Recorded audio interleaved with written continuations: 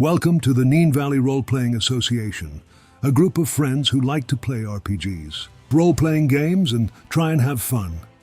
If you like the video, please like and subscribe.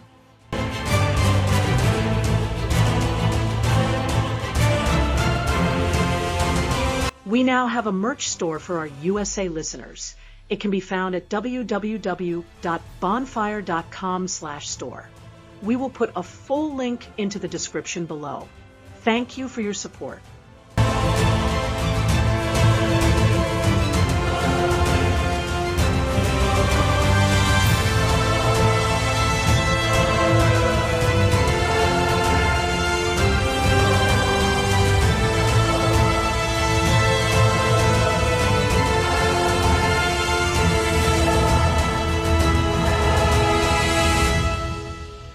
Everybody, welcome back to East Texas University, where our students bravely face the unknown, or even the known sometimes. And there's my dog barking right next to my head.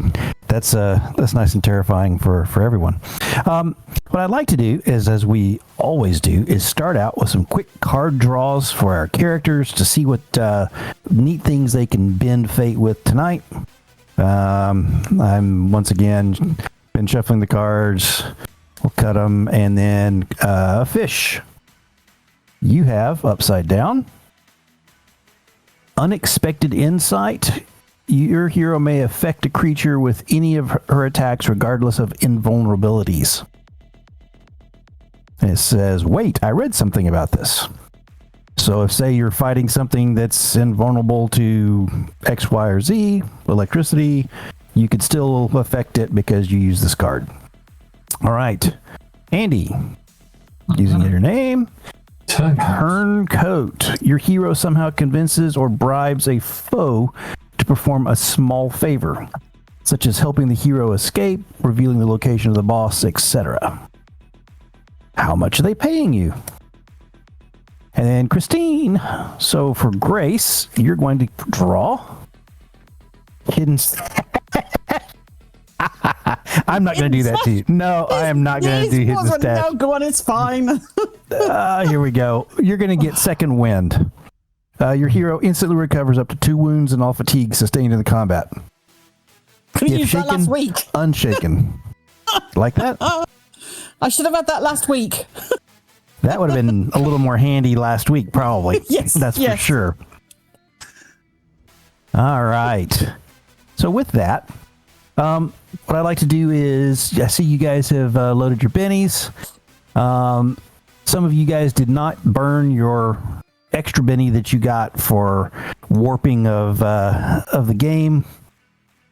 Some of you did. I'd like to offer up a benny for that person who will give a quick rundown of last time. Oh, I think that really should be Andy. I think Andy. Yeah, okay. All right. Okay. All right. You're on it.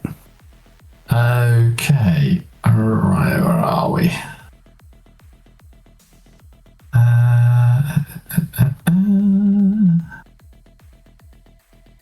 Right. So where did we start last week? Because we kind of carried over the same day, didn't we?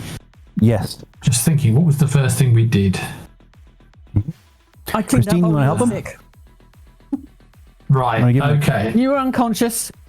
Yeah. There was a lot of artwork going on. Yeah. Okay. So so basically, Andy was still unconscious after being tased, turned into a wolf, and then got tased and turned back again, which is quite handy. Grace was cleaning up, found a bowl of vomit next to him, took it into the bathroom and cleaned it out, but she found a ring in it, a wedding ring, fairly cheap wedding ring, but she hid that, and she has concealed the fact that she found this ring from Andy and Fish. Everybody. So then Grace is trying to sell this idea to Manny that basically they all got drunk and he didn't see a werewolf last night. It was all a hallucination. So she's drawing dicks on Fish's face, on Manny's face, when Jamarian walks in and sees her. He basically he buys the whole story that they're all drunk, and he helps Grace to draw the dick pics, as well as some female genitalia. And he was drunk too. As well. Yeah, he also got him drunk too. also gets drunk. All three of them get Andy back into the bunk, and the next morning, Andy wakes up. He feels absolutely fantastic. It's probably the best he's ever felt in his life. He just feels full of energy. The rest of them are absolutely knackered because they've basically been up all night and have had a very little sleep. Manny accepts that it was, nothing happened. Can't possibly. So, first thing in the morning, Grace, Andy, and Fish head over to the AG archive to research lycanthropy. Andy finds a book on werewolves and other nocturnal demons, but it's in Latin, so it's De Lycanthropy Alisque Humanibus Nocturnis in the Latin text. Grace and Fish then go off to look for some chain and possibly a place for Andy to stay at night so that he doesn't disturb anyone. But they get stopped by Detective Alvarez. They do. Alvarez tells them there's a new FBI guy around called Andrew Peters, who's taken over Jackson's case and is also looking for a homeless woman, looking into the case of a death of a homeless woman in town who was shot and mauled. Who's DNA is... Sorry, I'm Tusker. Sorry about that. I can't really hear it because I've got the headphones on, but yeah, sorry about that. My dog. So yes, DNA is also being checked. Bit worrying for Andy, that one. Andy goes back to his room after successfully finding a ritual in the book that can reverse lycanthropy temporarily or indeed permanently. But when he gets back, he finds there's a scarecrow picture, the one which was painted with the demonic paintbrushes, which they thought they had destroyed, but it had been set up in the room, and Jamarian was now standing in front of it, swaying, and in the picture we could see a picture of him. He phones up Grace and Fish, who race back, and we decide that we can't really destroy the picture because Jamarian will probably suffer for that. So Grace and Andy both go into the picture to rescue him. And in the picture, Andy does his first controlled change into a werewolf. Ooh. And grapples the scarecrow a couple of times. Grace is wounded, but we succeed in getting everyone out of the painting. Yep. That is absolutely correct. Absolutely. Can I drink my tea now? You may drink your tea. You may enjoy your hard-earned Benny. I'll drag one over there for you. Thank you. All right. Okay. With that, let's decide together where we want to start this. So, we could start it right where you guys are. You've just rescued Jamarian. You're going to try and convince him of whatever. Or we could sort of hand wave a little bit of that and say that he is convinced that he had a terrible dream, that maybe it was even something that he drank had been laced with something, and you guys have taken care of him, and Fish is taking care of him, and he is very thankful. And move a little bit further forward. I'm happy to do such. Mm-hmm. Yeah. Yeah, no, fair enough. All right. So with that, let us ask you guys what exactly you're thinking about doing over the next several days.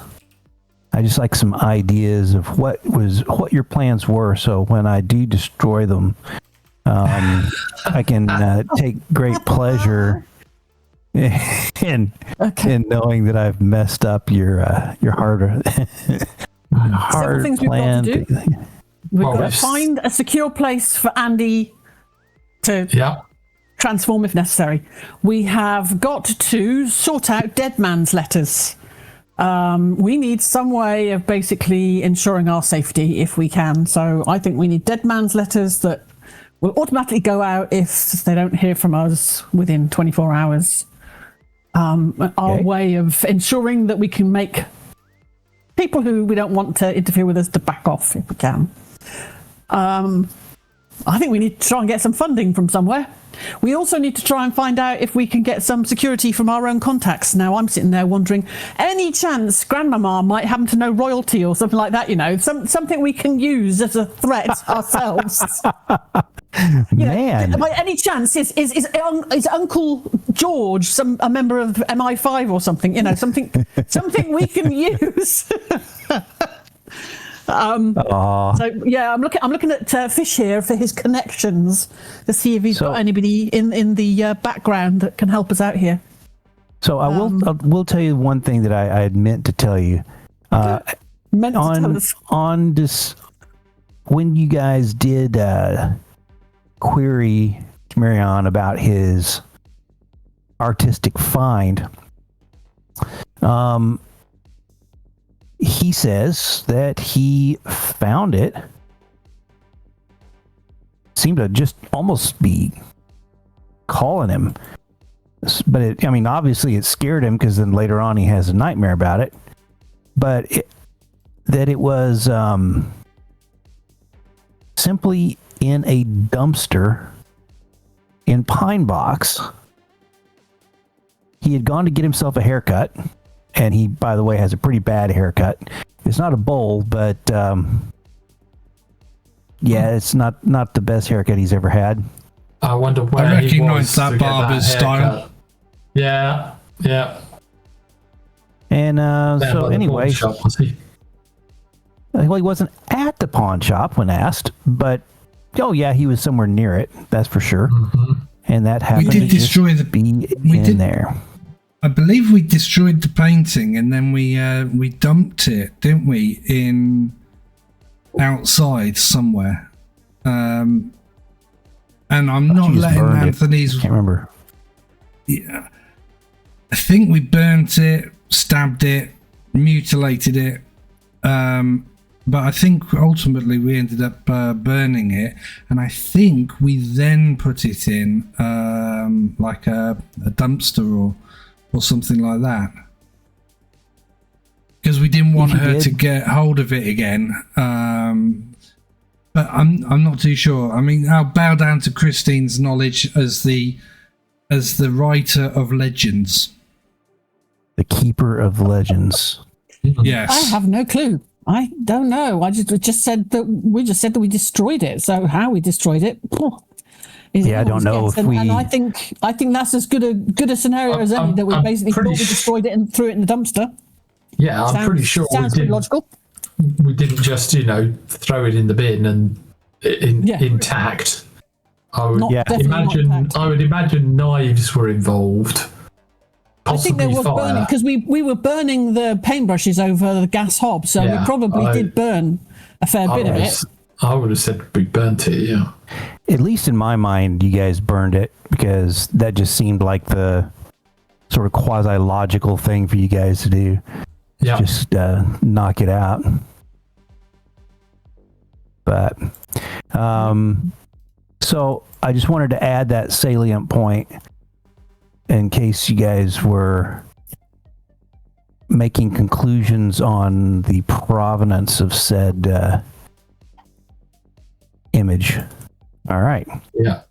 Go ahead with your thoughts and your connivings. But as I say, I do think we need to get ourselves dead man's letters. Something that will basically go off to news agencies, you know, BBC World News and MI5, our families, local news agencies. Basically just shoot everything we have, recorded everything we have, saved down about this place. Just exactly what is going on here and just exactly what has happened to us over the past year.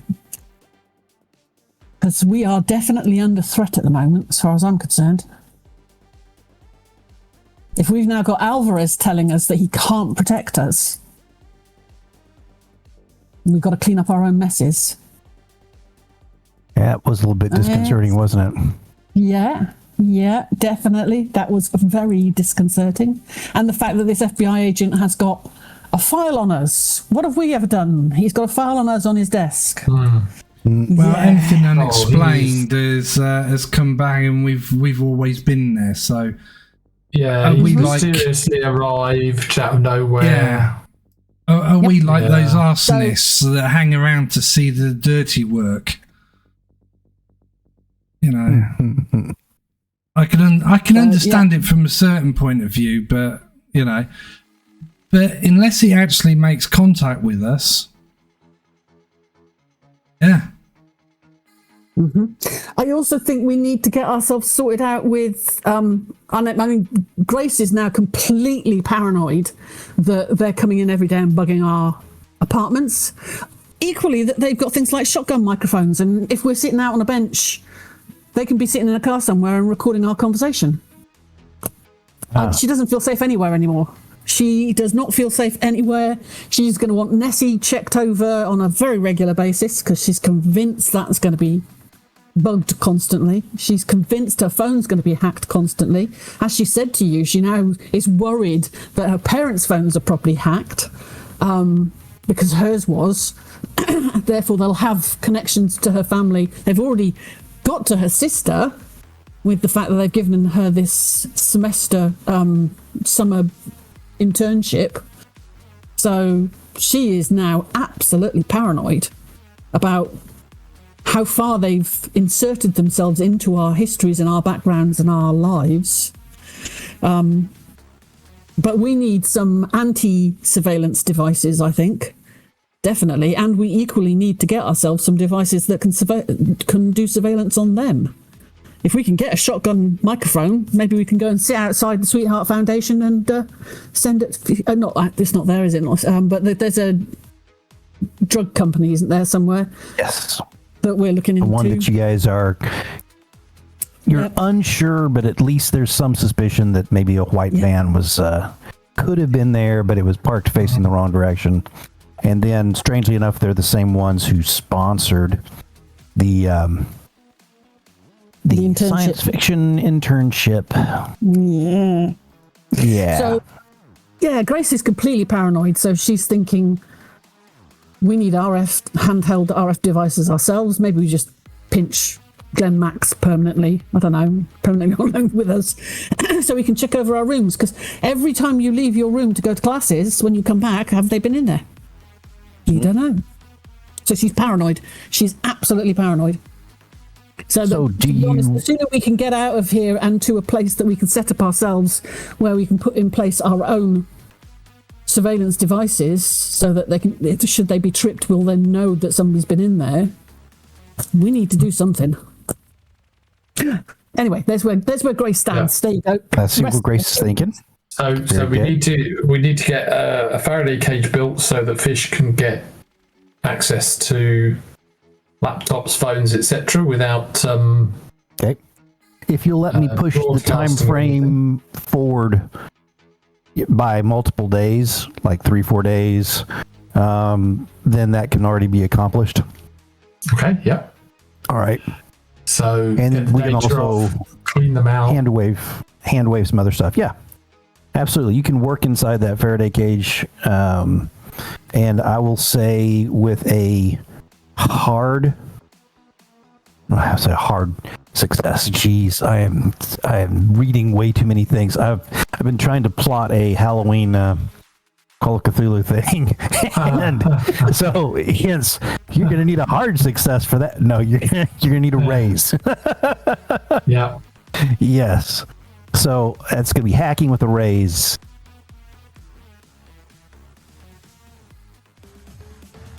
Hey, we're back after a short resolution of technical issue. And we were discussing the different things that our students are hoping to get done over the next little bit.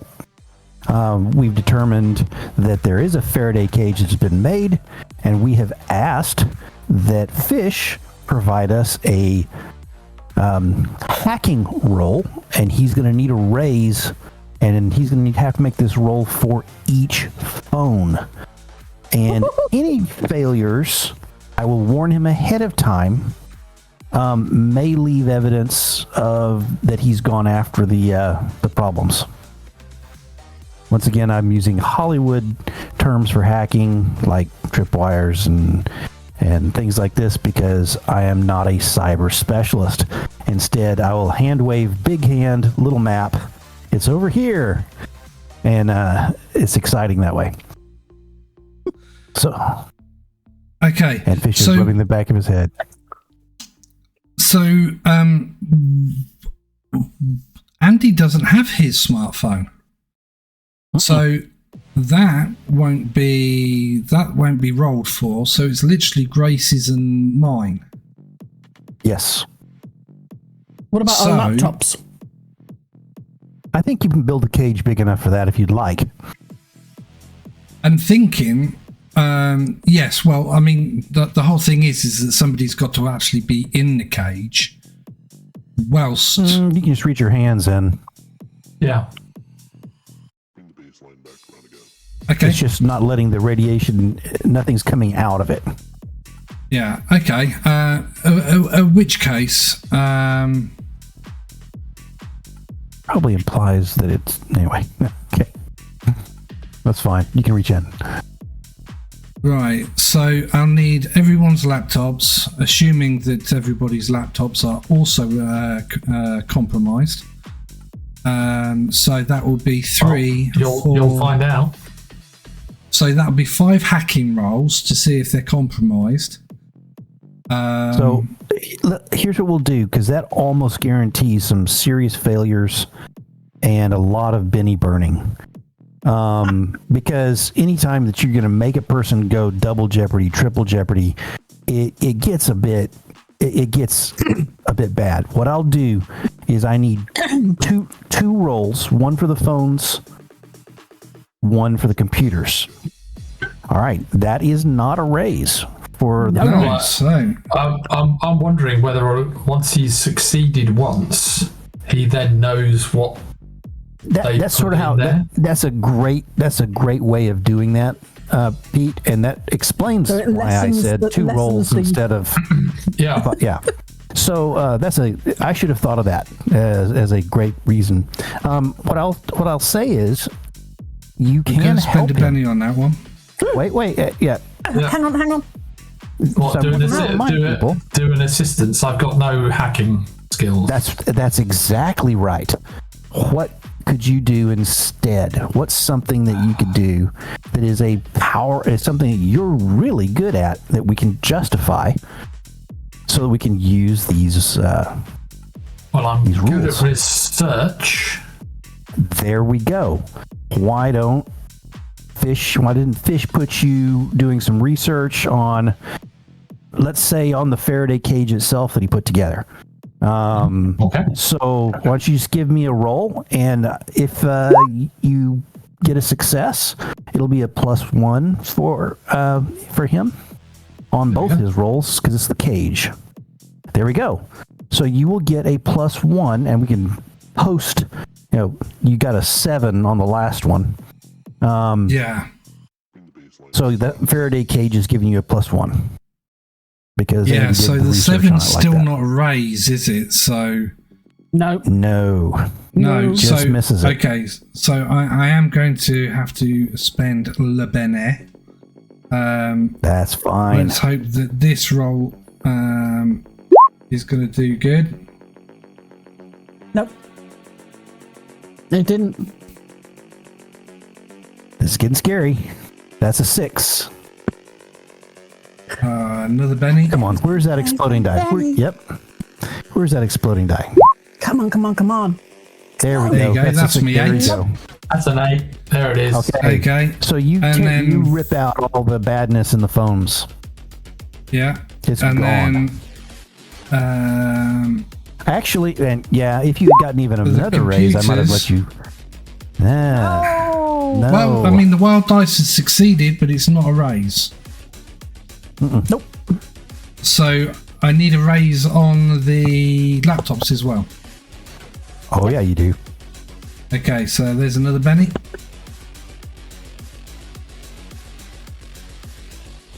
This is allowed to do nothing for the rest of the day because he's got no bennies left. 7. No! Oh golly, so close. No! Damn. Another Benny going through. Okay, come on now. It's the Come on. This tripwires is that not yet. I keep tripping them. Talk to me, Andy. Talk to me. I'm concentrating too hard. Fuck me. I thought that was going to be it. No, not about penises on faces, Andy. Come on, behave. Let's talk about something else. Sciences. How about a nice psychology. furry, waggy bum? Think about that luscious furry bum. Stick your fingers into. All right. Wiggle. Come on. With that, you definitely think that, man, this is maybe beyond you, which is a bit scary. Okay, come on, Yeesh. dog. Oh gosh. Nah, I've got a very it's not. needy I'm wolfhound. just. Yeah, but if you're the only one in the house, he's going to be after you all the time. Absolutely, he's missing his mommy. Yeah. Yeah. Every time I come in the back gate, he's trying to push his way out to go see where she's at. He's struggling, poor baby. Yeah. Okay. Could I have a little bit of poetic license with the 6 and the 4, knowing full well that I only get a +1? Okay. So You're trying to add them together? no, nothing like that. I'm not that blunt with bending. If you think about how rituals work, you need a certain number of successes. You know what? We should have done it as a dramatic task. Ritual. You know what? Do you want to do it that way and I'll re-roll? No, I'm afraid we went down this path. No, it's fine. It's However, fine. Right. I think So what I'm thinking. I mean, yeah.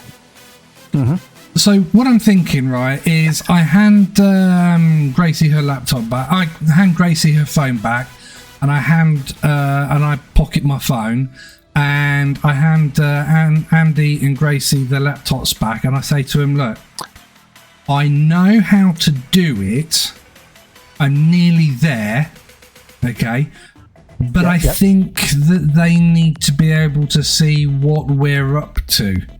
If we just removed everything from everything, if we removed all of their intrusions, I'd prefer to use the mobile phone myself rather than the laptop and just have the laptop there as a decoy. Okay.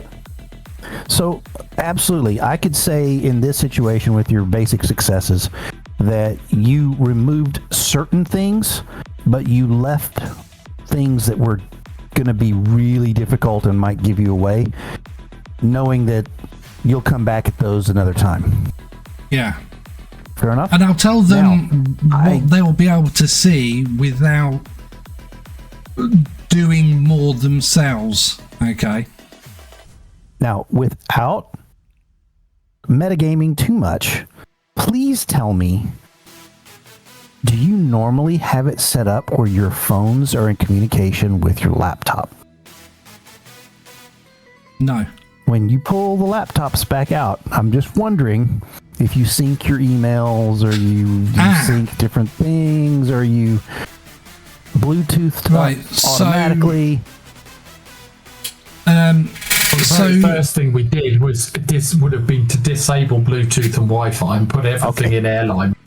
That's going to be the very first thing that happened. So I think as you guys pull those back out, you're smart enough to think if we accidentally hook back up to those things, we might get reinfected. Yeah. Okay. Good.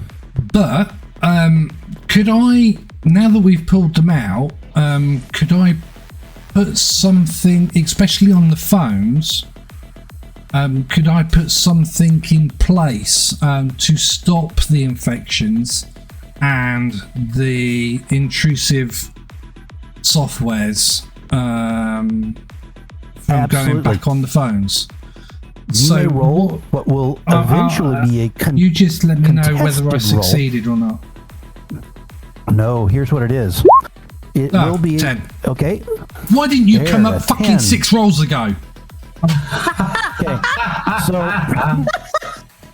So Rob, on that one, the nice thing about it is they will have to 10. Anyone that is attempting to put stuff back on there will have to beat your roll. Yeah. Okay? Because it is a competing roll against someone else. It's not a bad score to have. No, 10 is very good. Absolutely. From a D6. So it's a 9 in actual fact. Well, you rolled a 9 on one, and then your wild dice beat your 9. So that's really good. All right. Okay. So you have accomplished that. Any other accomplishments you want to make in this next couple of days? Yeah, Grace wants to go and have a chat with Evelyn, and she's wondering if by any chance she has found my phone for Andy anywhere, and whether or not she can track down his phone. And I'm wondering if it's still pinging as to maybe where it is. Absolutely. And if it is, where is it? Well, let's think here really quickly. When you see her, I think you stumble across her in the student union, and you're like, ooh, that's exactly who I was wanting to talk to. She's sitting on the couch. There's a big screen TV. They're doing a rerun of you guys' football game. And you cringe a little bit at one of the bad plays as you're walking forward, and you notice that it's like hobble over, you mean? Yes, clunk clunk with the boot. Yep. And she's sitting with Max Minho. Is she indeed? How is Max Minho, by the way? I don't know. Have you talked to him much? I mean, is he very robot-like, or is he more himself these days? From what you've seen, he seems more himself, but a little more subdued. Maybe where he was sort of exuberant beforehand. When Evelyn sees you, she stiffens just slightly. And goes, "Oh, hi, Grace. We were just about to watch your kick." Yeah, I don't want to see that one again. Thank you. That was not a good kick for me necessarily. Good for the team, though. Good for the team. I got it through. Oh, I shouldn't tell you that. I'm going to spoil the ending. Yes, you have. Max looks over to you and sort of does a little half smile. He goes, "Well, here you come on the field." And it is really strange to watch yourself from the top down, this God's eye view, as you're trying to line up on the field, and you see yourself doing your little movements. And you're like, freaky. That's a little bit weird. Yeah. You hear the commentators going on, and you realize that this has been played on TV all over this part of Texas. So Evelyn goes, we've got an extra seat if you'd like. No, I was just wondering. Andy lost his phone, and do you remember you guys set up the found my phone things? that time. I was just wondering if by any chance you still have that on your phone and whether or not you could track it for him, because he's lost without his phone. I mean, the poor guy doesn't know where he's coming or going these days. Missing so many appointments, it's just ridiculous. So I just wondered if by any chance you would have that on your phone still. Give me a persuasion roll. Oh, you had no, I haven't got persuasion. Oh, jeez. Next thing I'm going to have to freaking well get is persuasion, I tell you, because he asks me for it so many bloody times. Unskilled, here it comes. Maybe I'm just... you do have a lot of bennies. I have no bennies. I'm not trying to drain you of bennies, I promise. There we go. None of us going to have any bennies left by the end of this day. Look at that roll. So she looks at you and she goes, and Max is sort of turned back to look at the TV, and she looks at you and she nods her head and she says, "No, I've gotten rid of anything that has to do with Andy." Oh. And then she just points at her phone. She pulls out and goes, and she'll send you something. Oh, you perfect. can tell. The complicated love lives of these young children. You just had a drink of. Someone just had a drink of water and is letting me know it. Oh, thank you so much. Thank you. Yeah. Well, at least it wasn't a nose full of his food that he can rub off. Oh, yeah. Yeah. Yeah, like he did to you at the house. Oh, my word. That was special. Hey, R2 do it. R2 do it as well. It's yes, but their noses are half the size. Yeah. You're such a dork. You're such a dork. Yes, you are. All right. So.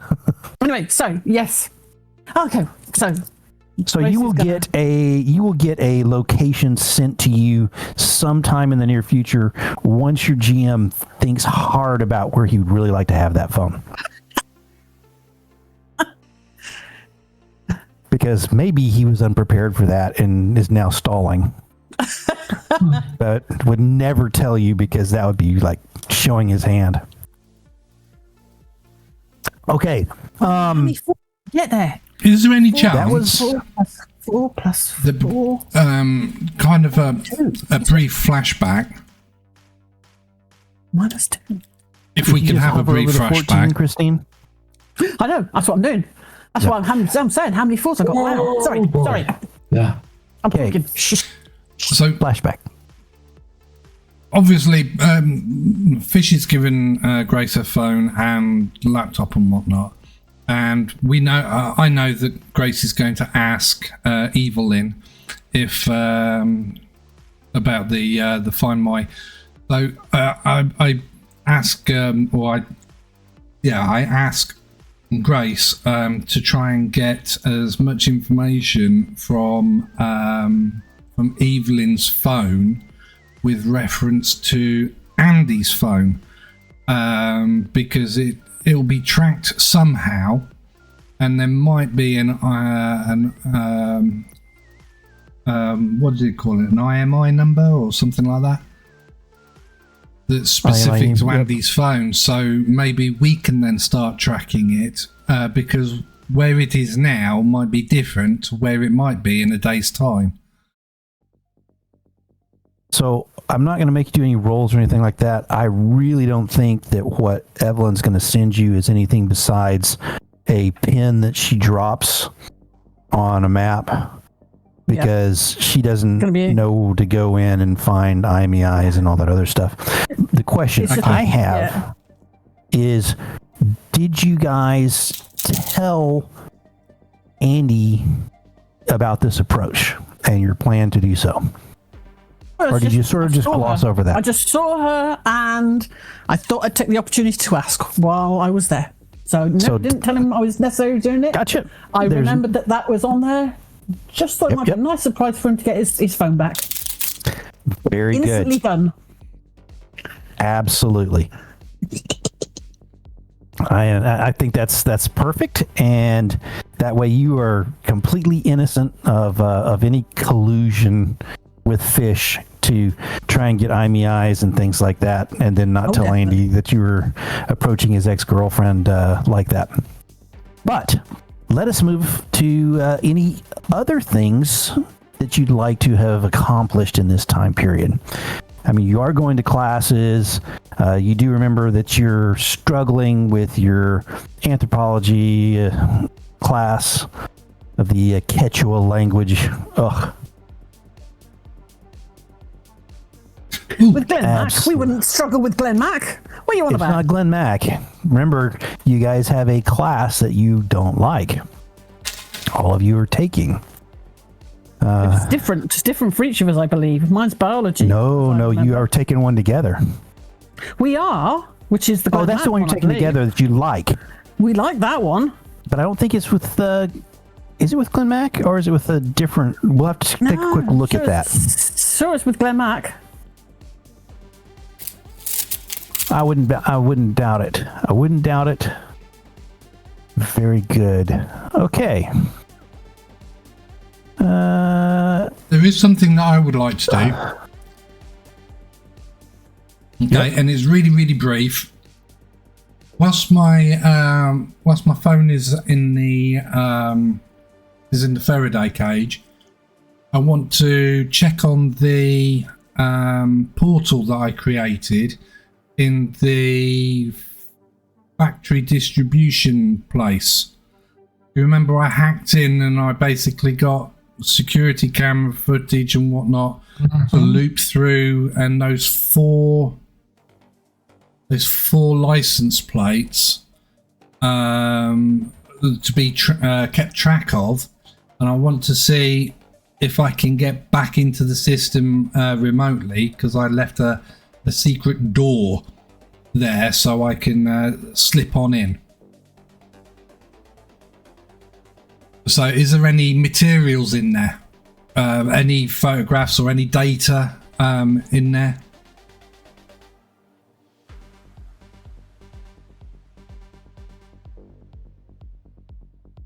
So,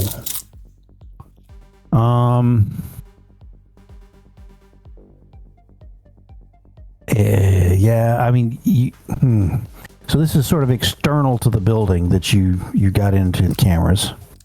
Yeah, correct. It's on the security gate cameras that I targeted to do the exploit, and that feeds back through to my little program. Yep, I will give you a hacking roll. Oh, okay. With a raise, you will find something. And I need Grace to find us the name of this particular company as opposed to the other two, because I don't have that right in front of me. Sorry, which? It was the same company that Grace's sisters was approached by. Was it Worldwell? Is that right? Worldwell, yeah, Worldwell Industries. Yep, it's in the overview. If ever you go into the overview, the three companies listed in there. So, yeah, somebody Worldwell Industries, Dun Oil Companies, and Crew Light Industries were the three companies. Would someone like to help you? I did say it was whilst it was in the Faraday cage. So, do I still get the +1? Yep. Absolutely, I will give you that. Okay, so there's my raise there. So, with that, there's a crap ton of time to cover on their videos that they store. They seem to store days of it at a time before dropping it. What I'd like with that is actually you've got it with the raise, and this just means it took you a lot more time skimming through. Oh, white van, slow down. Skimming through, white van. Unless you want to do a quick program to your little AI and see if you can work out a recognition pattern for white van rears. The license plate recognition was already done. Yes, you did. Prior. Yes, you did. So it's that data. So it's stills that are coming in, Okay, for the 3 license plates from the 3 vans that it could be, and the 1 license plate which we knew from campus. So it's searching for 4 license plates. Okay, and Gotcha. it'll just all stay in there as. But I'm not going to look through them. As long as it's there and it's doing what it's doing, I'm then going to ease out of it. As soon as I see that there's some data values in where I've plonked my back door, I'm just going to close the back door and we'll deal with that another time. But I do tell Grace and Andy when I hand over the details that the van registrations, we've got data coming through on that. So you plonk your back door down on the couch and then start telling that. Okay. Okay. We have a couple of different avenues of data that will come in to you guys over the next bit that I need to keep track of. One is when Evelyn sends her ping, and 2 is when something comes up with the raise that you got out of the data that is being searched through. Yeah.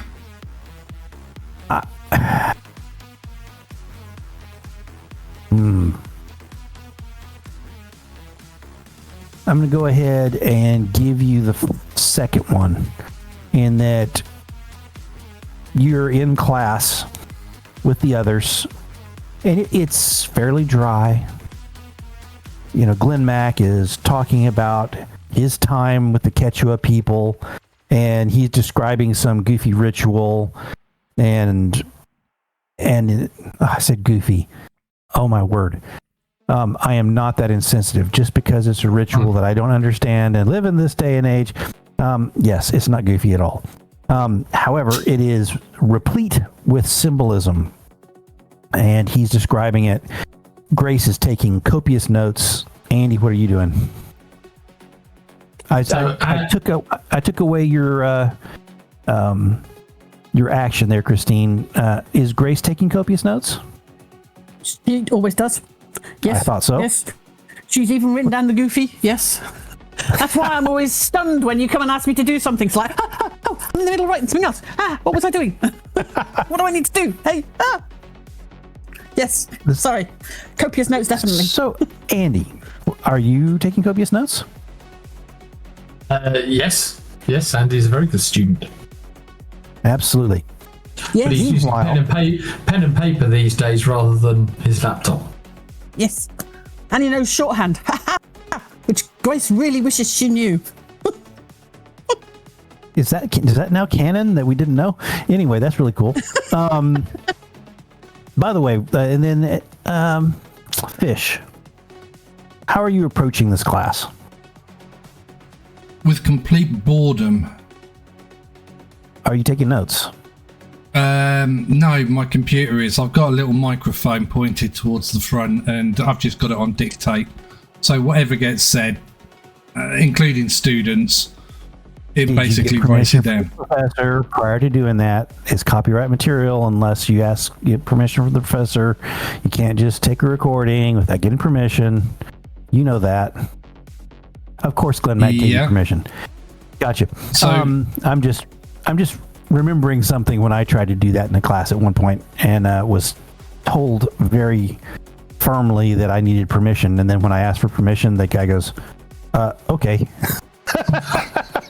Yeah, I mean it's like you've got 25 students or 30 students plus, and they're all taking copious amounts of notes, and the difference between recording it and writing it down is, well, if you think about it nowadays, with how you could put it online or what you could do with it, and it's a thing. But sadly, my time in university, laptops did not exist. Camcorders did not exist. Smartphones didn't exist. Yeah. The lecturers had overhead projectors, and they would basically just have like a reel of plastic, and they would just turn it and talk as the thing went by. That's terrible. That's awesome. I had a word processor. I had a word processor. Yeah, I did have that in my. Yep, that's what I had. In my dorm room, but. Yep, in my dorm room, and then there was a computer lab and a dot matrix printer. Yes, with the wonderful the tear off parts on the side for where. Yeah. Okay, we're showing our age. Yeah. Anyway, your phone buzzes, Bish. Okay. Yeah, is it sitting on the desk or is it in your pocket? It'll be on vibrate in my pocket. Okay. Bzz.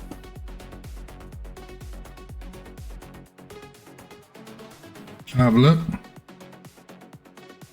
There's an image from your program. It's not one of the license plates. It's one digit off. But you can see why it made the mistake. Because there appears to be a little bit of blur, and it went ahead and just gave it. But you can see the scratches on the door that were described.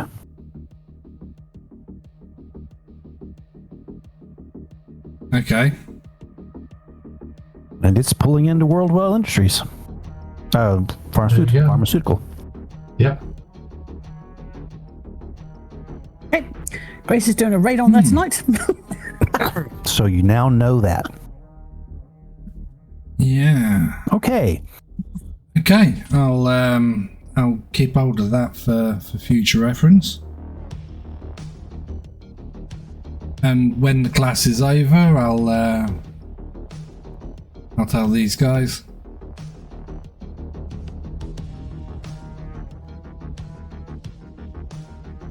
Okay. So now we know. So it confirms Worldwell is the place. It's certainly the place that's passing out the experiment, shall we say? Yeah. So, and he says, what I'd like then is if you will please all finish chapters 5, 6, and 7 of the Anthropology of Language before next class.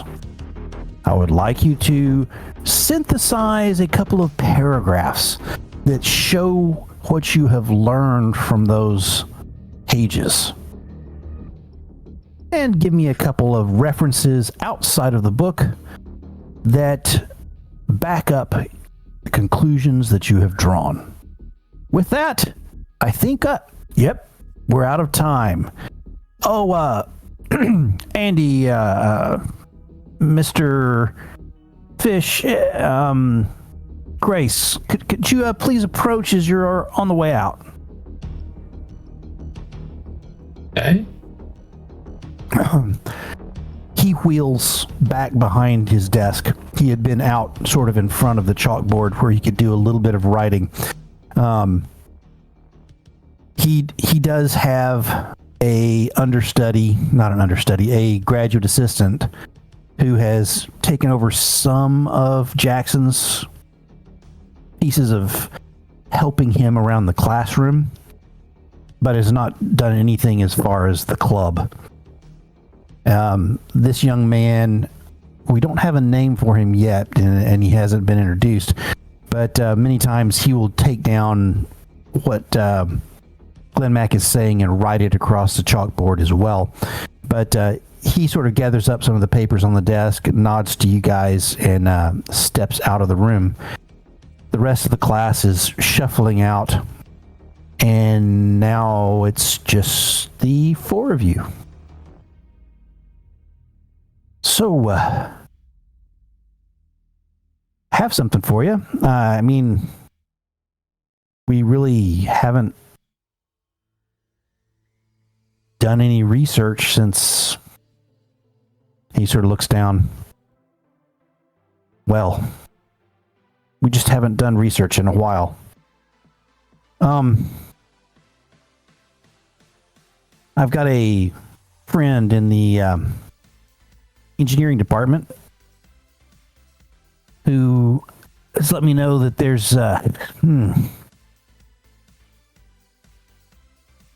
been some weird goings on that have just started in the engineering building. Let me see here. The R.E. Lee Engineering Building. I think that's 19. If I remember right, I may be completely wrong.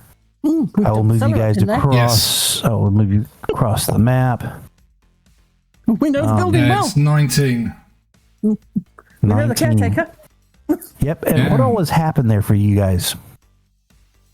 We dug the basement up and found the body of a young boy who'd been killed. That's right. That's right. That was the guest GMing. That was indeed the guest GMing. Woman in black. Brilliant. I'm in there daily. You're there all the time. That's one of my majors is engineering. So he says, well, after hours, there's been reporting of some ghostly activity, maybe a poltergeist type thing. If you guys want to grab the gear and give it a shot, I've cleared it for you guys to be in late in the evening if you want to. This place is suffering with ghosts again? Jeez. Well, you know engineers. In this building? He chuckles. If they aren't looking at their shoes, they're calling up demons. I'm just kidding. Anyway. Yeah. Okay. So what was the contact name of the person we were supposed to speak to? What's your professor name over there, Fish?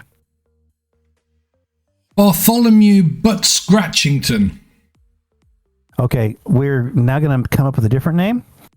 Okay.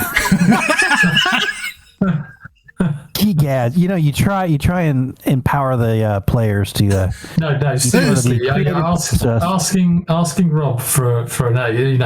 You're just only going to end up with Boaty McBoneface. or engineering face.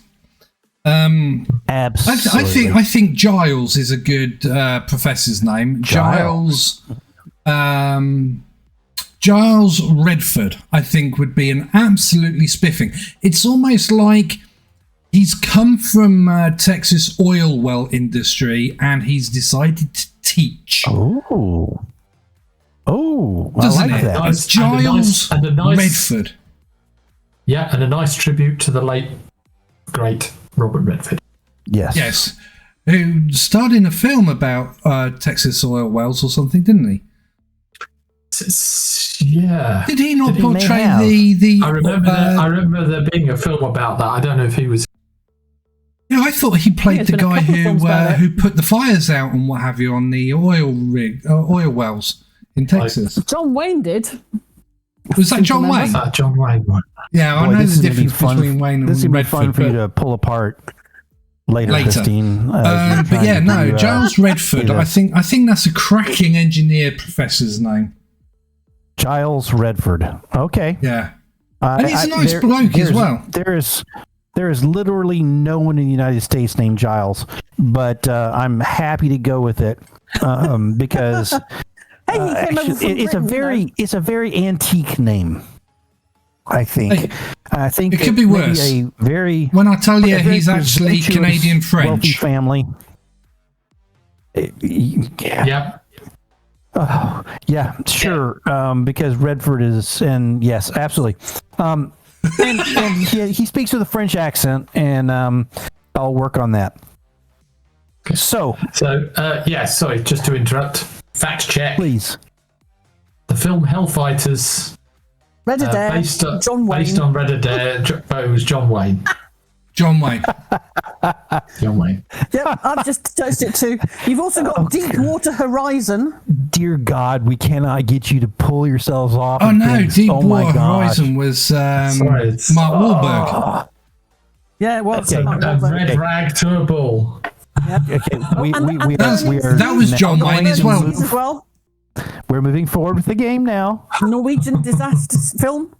Yes, Five and this is something that I should encourage John to do, is tell you guys to shut up. Let us move on. Towering Inferno. Okay, easy. Remember, your computers are infected. You may be telling the bad people stuff about you. Okay, so Giles has asked his buddy to see if they can do a quick investigation on some of the weirdness that appears to be going on. One of his graduate students by the name of Lily Boatwright has reported several things that have been weird as she stayed late doing some research. And he says, look, grab the ghost gear and see what we can find. One of the last things that Jackson talked to me about was that you guys had made an amazing discovery about the perishability of things on film, and I just if you get something, if you can send it to me immediately, just maybe it would make it across, and I would actually get to see something. You know what I mean? Mm-hmm. Yeah, sure. Anyway, feel free to raid the cupboard. I have recently bought 3 boom mics, thinking that maybe we could listen to things at a distance. If you guys need those, that's awesome. But, they're there just in case you guys happen to need them. Christine, you can add that to the tools available.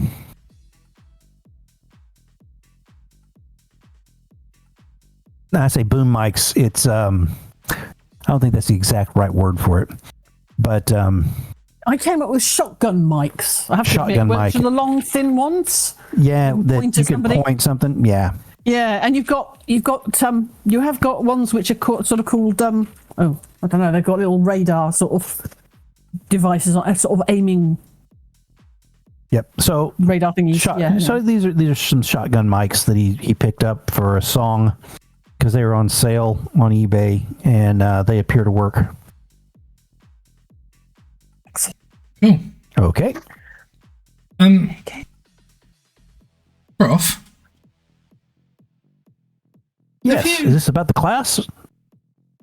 No, it's about the other things. Oh, okay. Yeah. Have you met with the new detective bed yet? Alvarez? I mean, nope. I know Alvarez. Alvarez has been pushed out. And pushed out.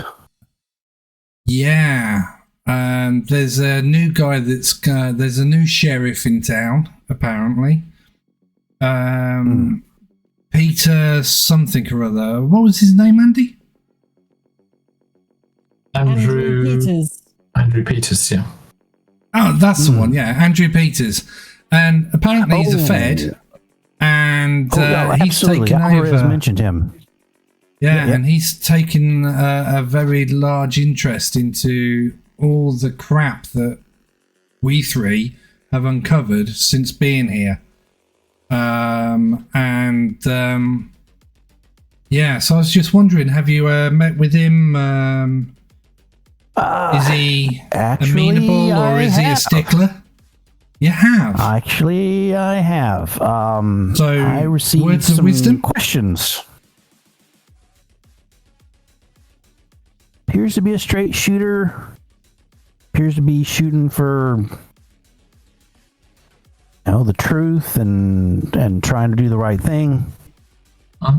I also think that the looseness that we've had with some of our activities with the sponsorship and protection of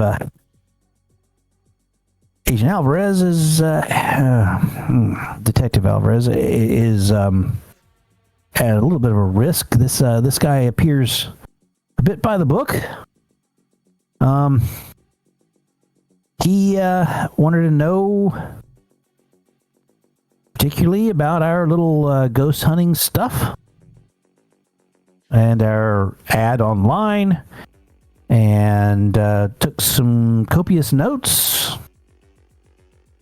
Your names did come up as people that worked with me.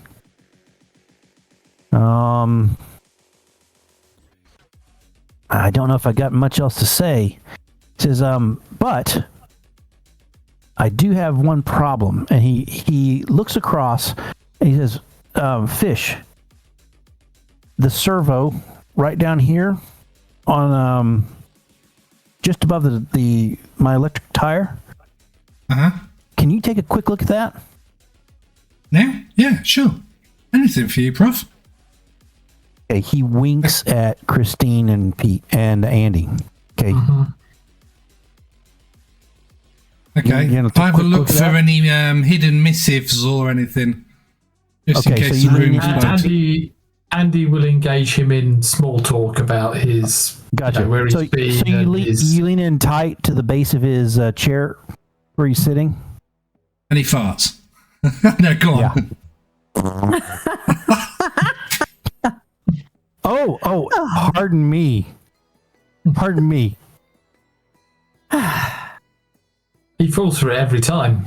I don't know why he keeps doing that.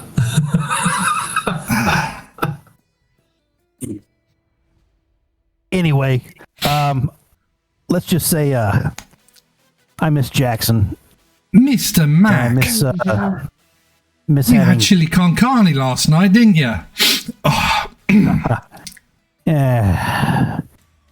Well, my dating life has picked up. She may like Mexican food. Yeah. But anyway, I still hope for the best for our friend Jackson. But among the students, you guys are as close as it comes to friends. I appreciate what you're doing.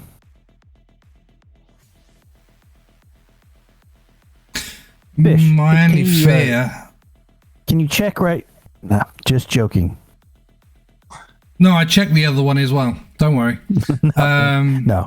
You're both good to go. You're not going to catch on fire today. I am a little bit concerned, though, that with Alvarez off the Jackson case, Andy, Mr. Peters is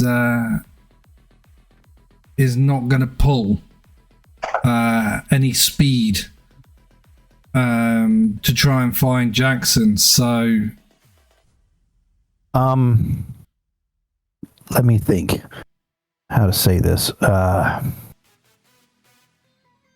I'm working an angle based on something I think you guys mentioned. I'm supposed to have dinner with a certain gentleman who's a military officer here in the near future. Works at a base close by. Evidently, my girlfriend knows him obliquely, and I'm hoping to pump him for information about Base X and see if there's anything that's going on. Can't think of anything to do. It's driving me nuts. No worries.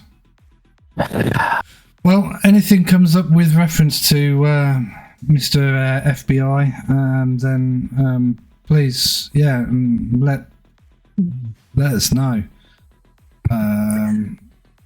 Especially if it's about Jackson, because I'm missing that good son of a bitch. I'm telling you. It's a good person. Did he ever tell you the time that he decided to try and get me to do some cow tipping? Oh, yes, he did. That was the funniest thing I've actually done since being here. I think his description was probably funnier than it actually was. But oh yes. no, everybody was in stitches. Yeah. Except that cat was bruised the next morning. Except for the people that are trying to Google whether cows actually sleep standing up. But, you know. Yeah. But yeah. Okay. Very good. Prof, do any of the local companies ever send out stuff to the professors? Companies? You ever heard of Worldwell Industries by any chance? He scratches his head. Worldwell. Is that one of the new pharmaceuticals along the road going out to the interstate? Yeah. Yeah, we came in past them the other day. Yeah. I think there's 3 new companies out that way. Dun Oil, I think, is out there as well. Yeah. Well, I'm not really the right. I'm not really in the right school of education to probably get sponsorship or information from those type of folk. I mean, we just thought we'd seen one of their vans on campus quite a bit. Oh. Well, I mean, could easily be. You know, who knows? Maybe somebody's ordering pharmaceutical equipment. I mean, and there's always the possibility that you know they've come to some arrangement with one of the schools, one of the companies, and is providing some sort of sponsorship. And I would not doubt that, you know, at the next career day here on campus, I wouldn't doubt that some of those companies would have a table where you might be able to approach them and talk to them about their company. Oh. And now that I've said that, I'm kicking myself in the butt as a GM going, shoot, I've got to come up with a fucking career day. And these guys can Oh, yeah. Anyway, behind the curtain of GMing. That in her calendar. She's going to be waiting there for that table to be set up. So then...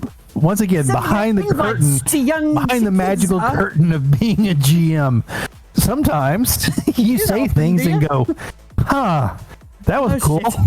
Damn it. Don't worry, we will have a career day sometime soon. Oh, yeah.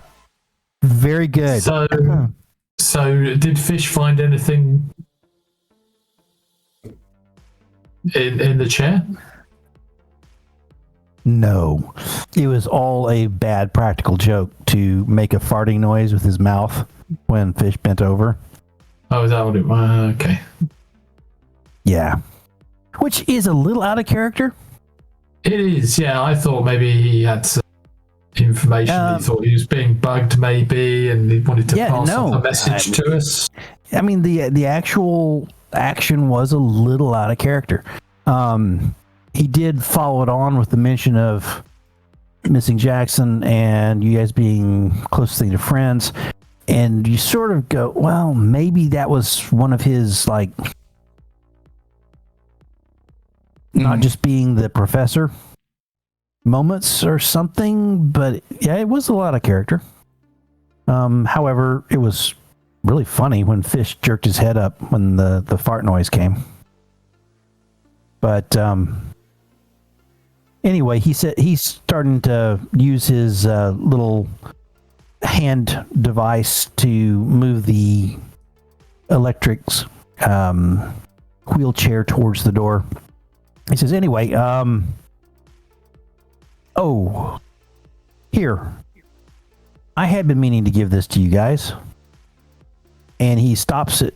His hand comes off of the joystick for his wheelchair and goes into his, when it does, it comes to a complete stop and all of you guys have to sort of stop, and he reaches into his pocket and he pulls out a key. He says, this is key to the anthropology building, and it also opens my office door. If you ever need anything,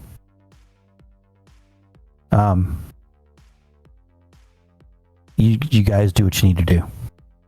That's very kind of you. Thanks. Could come in handy. Thanks. I'll let somebody I only responsible have one look after copy of it, so yeah, you guys take care of it. It's a physical key. Yeah. It opens the door on the left wing ground floor where that has the ramp. And you guys, you know what he's talking about. And so there is a door that key will open, and you can also go to his office. Okay. We have now established that you don't have to go get permission and sign out everything. From now on, everything in the tools available, and we will build on that as we go, in his locker, actually the little closet that's off the room where Jackson used to sit, is available anytime.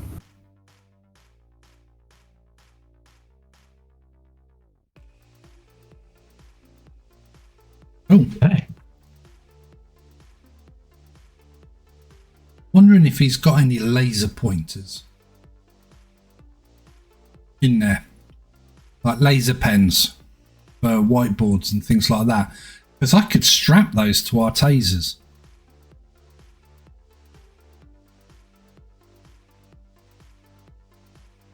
I see your thought process, Fish. Now, duct tape, laser pen. We've got a laser pointed zapper. Yeah, I Lord. think that. Yeah, they've still only got a range of like 3 inches. So yeah. So I mean, mine doesn't. We got it. What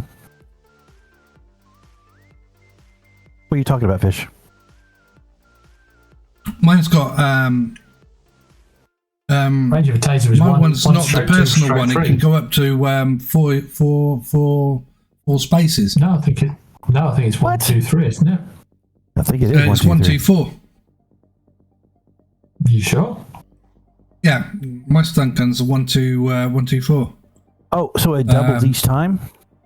Yeah, 1, 2, and then 4. So, but I think the furthest I've ever actually done it is 2. So we'll figure it out. I think, it's severe penalties. Yeah. Get out of that. Far. Absolutely. If we get into a situation where you need a laser pointer on there, you'll probably be shooting through glass on the side of a greenhouse, and you'll be like, "Oh no, I can't do that. That's stupid." Yeah. So wouldn't do that. I just want our viewers to be able to experience the mental picture gymnastics. Of a steamy sewer and 3 different colours of laser pointers. Laser pointers going through the steam. Oh my word! You know what? It's all for the audience. Be the case. I mean, It's all there's for the all audience. sorts of problems for you guys to solve, and laser pointers on stun guns and to be fair, is probably the least of them. And to be fair, everything looks good with a laser pointer.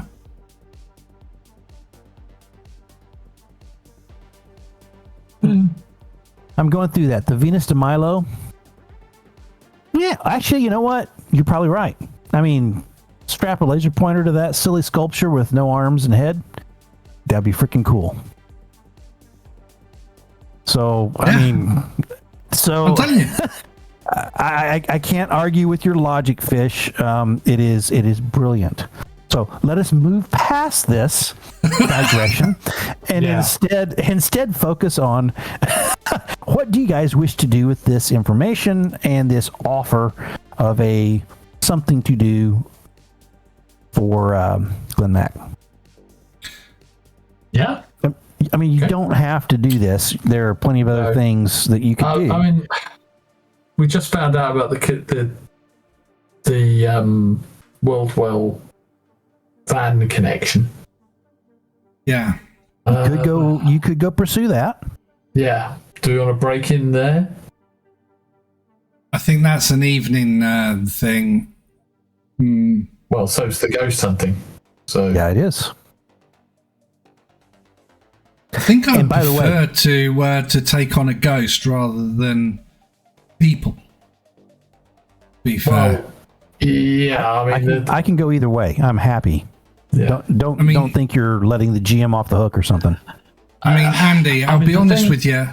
I think we need more info before we take on that type of thing. I mean, don't get me wrong, buddy. I want to hurt them for them jabbing you. I really honestly do. But I think with the amount of information and with the goods that we've currently got, I don't think we're going to make a massive dent. Yeah.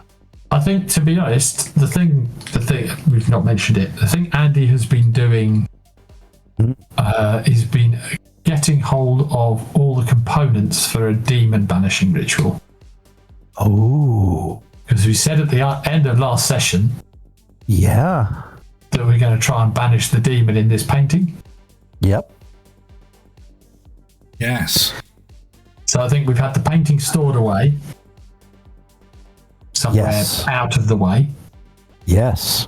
And Andy has been scouring eBay and things. Can you just getting remind the- us of the components?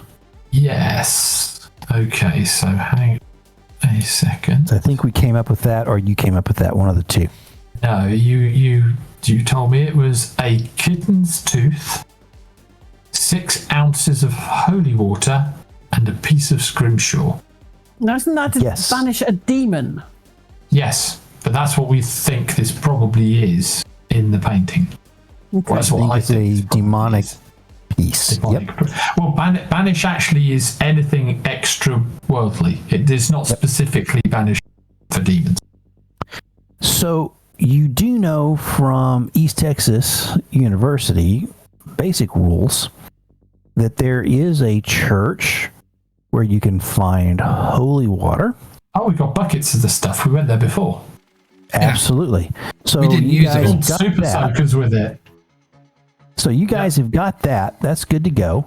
Yeah. A kitten's tooth.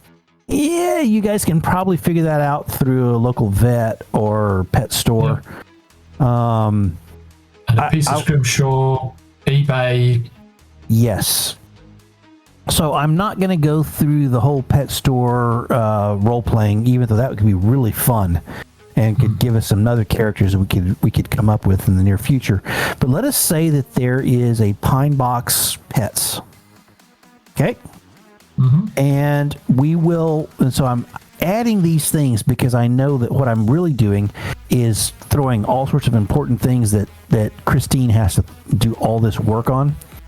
So Pine Box Pets and Lily Dominguez is the proprietor. And when you talk to her about kittens, blah, blah, blah, and do they knock out a lot of little teeth, ha, ha, ha, and you guys get a tooth. This is the pet store owner, Lily Dominguez. You can write that down, Christine, and you can take care of that. So the fun thing about that is, who knows what weird components you're going to need in the future that a pet store might help with. Be very handy. Yep. So it's there's sort of an open air mall in the downtown area.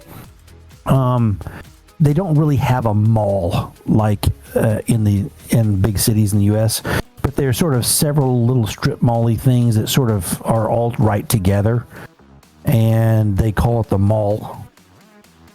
And that's now canon. And the pet shop is in that area. The eBay thing, that takes a little longer and actually is going to take a research roll. What's the eBay thing? Scrimshaw. Scrimshaw. He's already got that. He already got that. Get it ages ago. We talked. Yeah, yes, you did. As soon as you gave him the ritual, he said he was going to order that, and then you said it came through a little while later. So he's got that already. I am so freaking generous. It's not even funny. Okay. No. Well, at the end of the day, Scrimshaw is just a piece of carved whalebone, or potentially it could also be seal bone. Tusks. Seal bone? Yeah. Yeah, or tusks. And it's the sort of thing, the Inuit sell it as tourist trinkets. Absolutely. Yeah. So you can pull something off, and you've got a hold of it. You have all the pieces. He's also got a bull's tail. Anybody tell him about that? He's got one. Yeah, but we're not doing any demon summoning recently, so we're trying to get rid of one, not summon one. Yeah, you might be. So you never know. There's a school of thought in the books that you've read, Andy, that to banish a demon, you have to have it there. Hence, all of the summoning rituals that are paired up with the banishing rituals. And that is of interest to you. I am not going to be doing any demonic summoning. That is black magic and has bad consequences. Yes, it does. But we have the demon. We have it within the painting. Yes, you do. Yes, you do. That could be, Oh, I love it. I love it. So basically, we're going to draw the pentagram around the painting. Grace is also going to be saying to you, we really, really need to involve Sonia Alvarez and Margaret Winters in on this. If this goes pear-shaped and it turns into a shit show, we need somebody who knows about rituals, has done rituals many times in the past, which we have never done before. We need some expert there. Margaret Winters, Sonia Alvarez, don't mind. Your thoughts, Andy. Your call. I need to remind myself of rituals anyway, because it's a dramatic task. Is it in the ETU book? It should be, and it's a dramatic task. Yeah, it'll be multiple rounds. There's got to be successes. So you can take a look at that. Sonia, as cold and distant as she can be, Andy, I mean, she treats you with not disdain like she does most of the people that she deals with. She treats you with at least that you're human. Sometimes she treats you a little bit nicer than she does Margaret. And Margaret's been there forever. Margaret, oh gosh, your brain just went back to Margaret. Yeah, anyway. She's she's older. She's accomplished. She knows stuff about the things that you're interested in.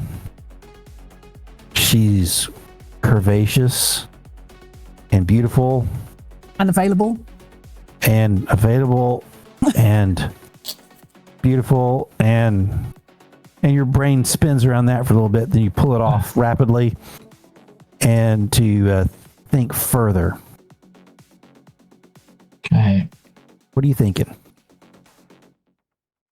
I'm thinking Andy's gonna try and get us to help out with this ritual, because apparently we need someone who has the ritualism skill. Yeah, which is something that you really could probably use. Yeah. But you can't gain the ritual skill until you've been part of a ritual. Now, I believe possibly you Fish have. And yes, you have. But Andy wasn't there, or was he?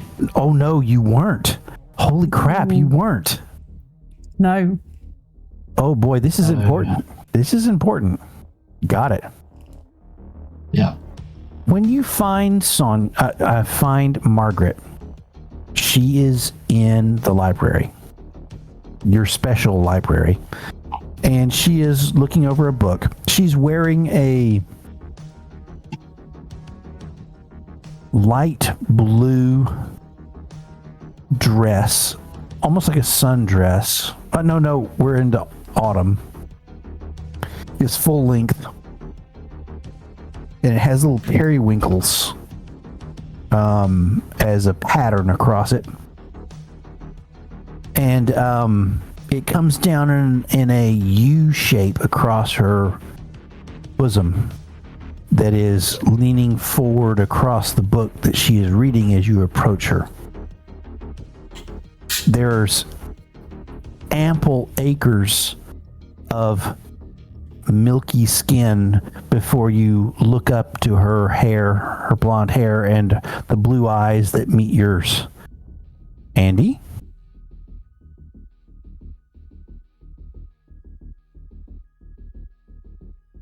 I got your tongue? No, sorry. I'm just a little preoccupied at the moment. Ah. Eyes are up here. She doesn't say that. She's got the grace to not say that.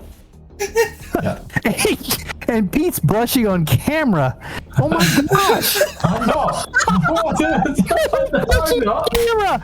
I have red cheeks. I have red cheeks all the time. Come on.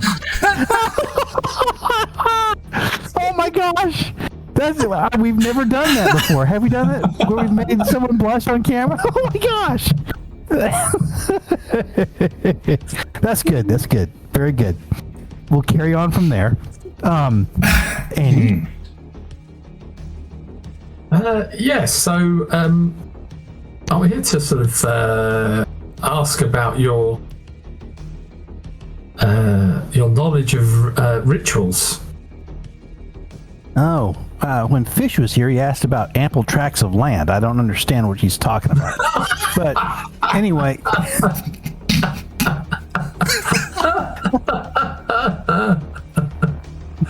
Huge tracts of land. Anyway, some of you will catch the illusion. Some of you will not. Yeah.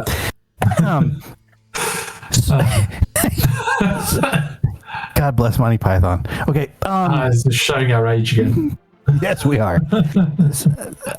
Ritual. Yes. How can I help? I mean, is there something you'd like to try, or? Yeah. I mean, I've had a couple. I mean, some have been successful, some haven't. I mean, ask your friends. They're part of the worst one. Yeah. No, I heard about that. So yeah, we've got a problem. We've got this painting. I don't know. Did you hear about what happened over? Oh, your sound's gone. Has it? It did. When you lean back, it disappeared. Oh, okay. When it happened over at the library. Okay. Did you hear about that? Has she? I'm trying to think back. I don't know if she has. I don't know if it made it into the school paper or anything. Probably so. I think that. I mean, it was so oblique in the way it was referenced that it probably didn't just strike her as something really important to think about. However, there was a altercation, something or other. Yeah. I mean, she might remember that story, but it's going to be... She goes, no, I don't remember anything at the... What are you talking about? No, never mind. Anyway, there was a sequence of paintings which have a supernatural element to them. Oh, okay. And we have one which has some sort of entity. It's a painting of a cornfield scarecrow. The scarecrow there's a definite supernatural entity, and we want to conduct a ritual to banish it.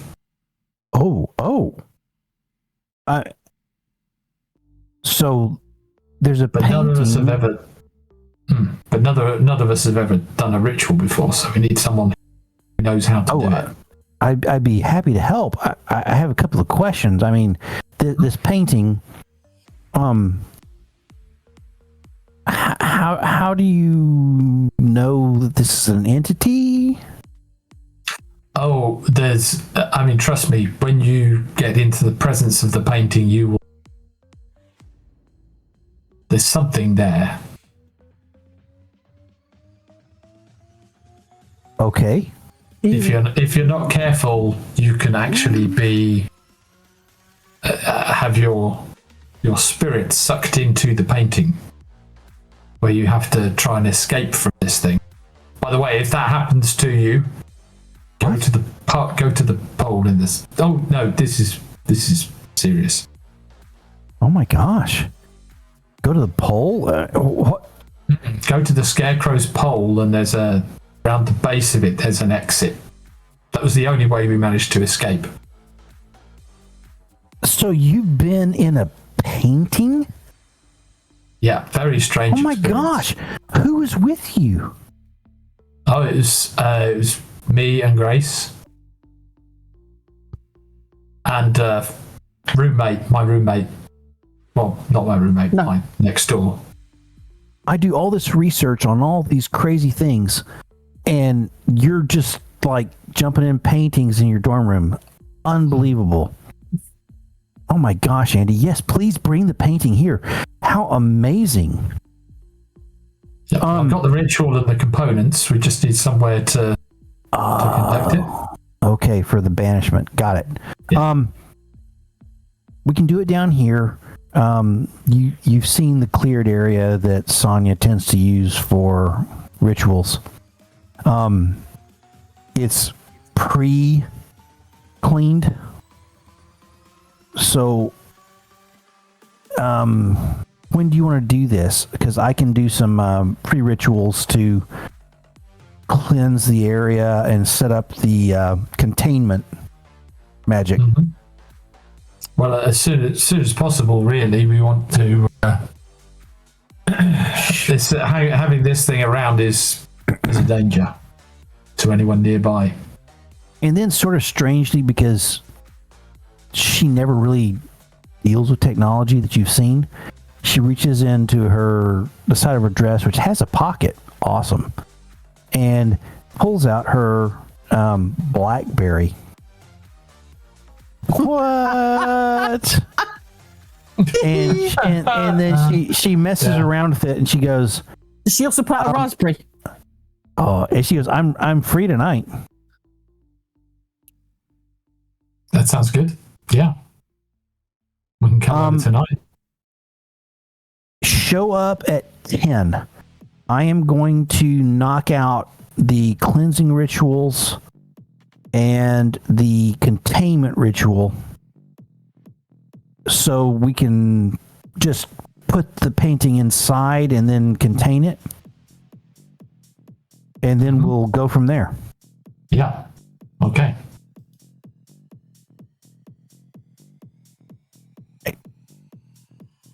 So you guys do have the rest of the day as you come out of there. Andy, what about her is so appealing? Look at her picture. Well, no, it may not be that. It may be something else. I mean, seriously, Andy's not just attracted to. Well, he is attracted to, but nice he's blondes. not. He's not absolutely just basely attracted to things. There's something there. What is it? Maybe it's sort of that she's more attuned to his side of thinking in terms of spiritualism and understanding that, technology is not the be all and end all of everything. Very good. I like that. You don't have to explain everything to her. Yep. No. When you mention Exactly. something, I bet you kind of she also understands. plays the same game as Andy does, but he doesn't know that yet. Probably. Oh, I would not doubt it. So that's actually really cool. That what you find interesting about her is not necessarily the massive tracts of land or the blonde hair and amazingly blue eyes. It is the fact that she is attuned to some of the same weirdness that has haunted you from childhood on. Andy, when is the earliest memory that you have of something from the other side trying to talk to you, trying to communicate with you? How old were you? Oh, Andy was a child. I mean, Andy as a child would play with his invisible friends. But Absolutely. the difference was that there was something there. Yeah. So really, in terms of earliest memory, it's, as far back as he can remember. So, talk to me about the time where there's this wardrobe. You have a massive, beautiful Baroque wardrobe in your parents' room with a mirror for the middle door. There's 3 doors, 2 on the side that opened up for like hats and shoes and things, and then the big, heavy middle one for where there's the hanging clothes. But that Oh, you're middle talking one, about his friend Mr. Tumnus. No, I'm not. but the there's humor with wardrobes always. But the middle door is all mirror. Talk to me about the time when you were meeting whom at the mirror, because we may play with this later, and your mother walked in and wanted to know what in the world you were doing talking to the mirror. It was Babette. Babette. Christine, got that? Okay. Who is Babette? Babette's a young French girl. Oh, wow. How old? I think probably 9 or so. 9. Okay. How old were you at the time? I think probably about 6 or 7. Okay. Yeah, Babette was one of his invisible friends, the daughter of a maid. Oh, okay. Who used to live at the house. Used to be the ladies, French lady's maid, and Babette was her daughter. In the house you were living in? In the house we were living in, yeah. Did she ever tell you before her untimely death? What was her timely death? What caused that? It was probably, I think it would have been, let's see, smallpox. No, not smallpox. Oh.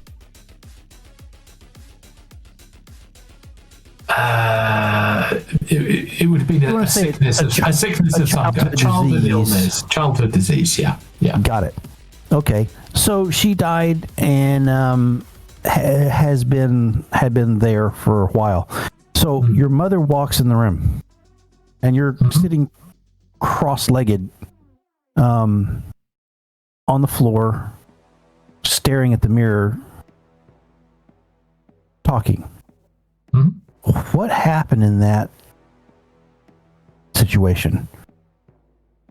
I'm interested because your family is largely unknown to me, and I'm excited to sort of delve a little bit into that discomfort you have. Yeah. So Andy's mother was very dismissive. Andy's mother was very concerned with her social status. There was a party going on downstairs. She was up. Andy was, not concerned, but she wanted to show him off at the party. Mm-hmm. So she comes in, she's very angry. She's left the party. He's not there to be shown off like an accessory. Andy, she sees something in the mirror, but she doesn't want to see something in the mirror. Talk to me about that. Oh, she gets angry, and she basically grabs Andy by the arm, pulls him away from the mirror, demands that he, these things aren't real. Tells him these, should grow up and stop talking to these imaginary things. Grow up and take responsibility. Wow. Brutal. But I get it.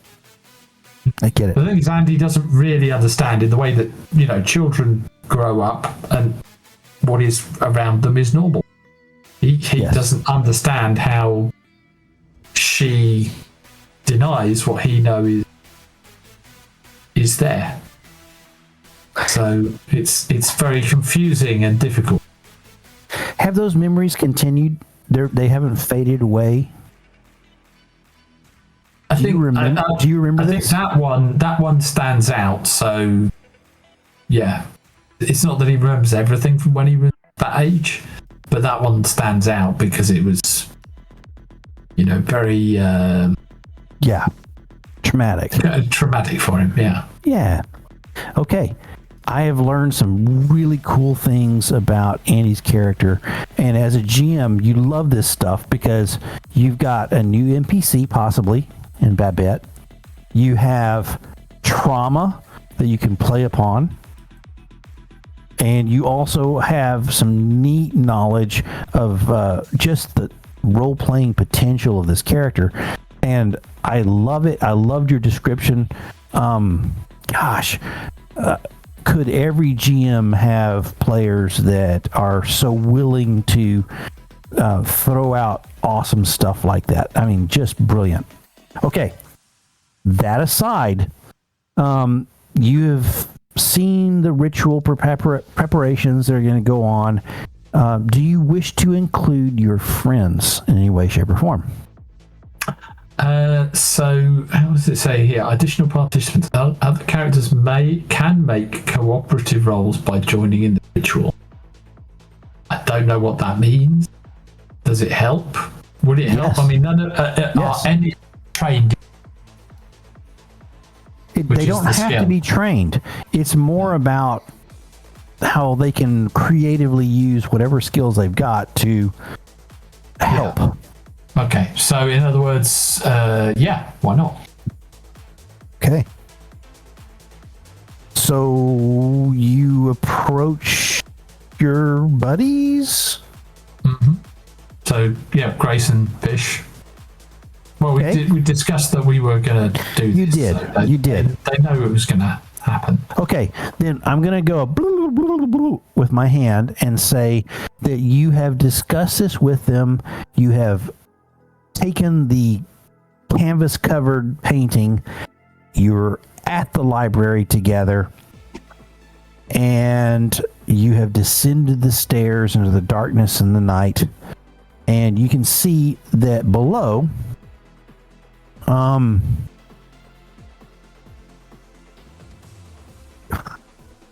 you weren't expecting this.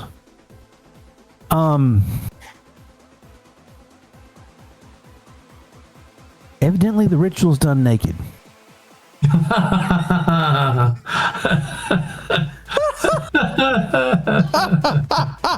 I don't think it is. I think she just wanted to get her kit off.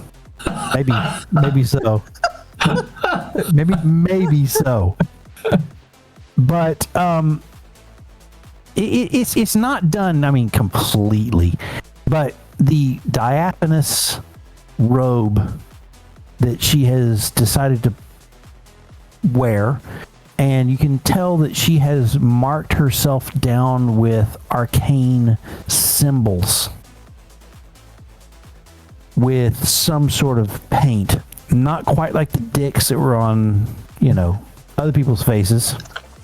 But she has symbols upon her, and as you round the corner, the three of you, wow, holy, what the heck? Quick question, when we round the corner... This up. Sorry, quick question. When we round the corner, is she back to us, front to us, or side? Side on. Side on.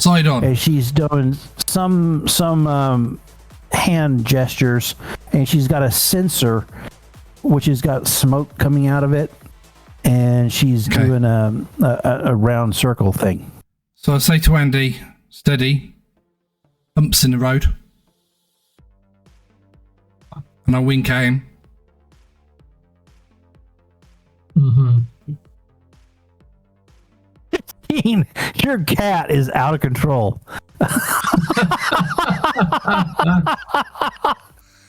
I don't know if I've seen the head of that cat move that way. I don't know.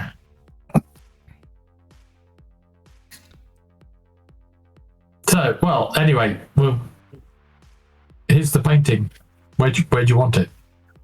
Okay, so you guys descend the stairs into the room. Yeah. Andy's just not going to reference what she's wearing at all. Absolutely. She says, she points.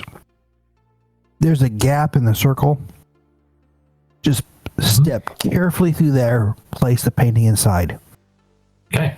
I shall do and that. Then we'll move to purification. Mm-hmm. Yeah.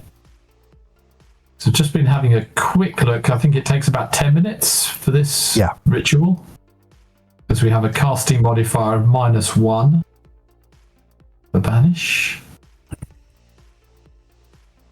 So that means, 10 minutes of preparation.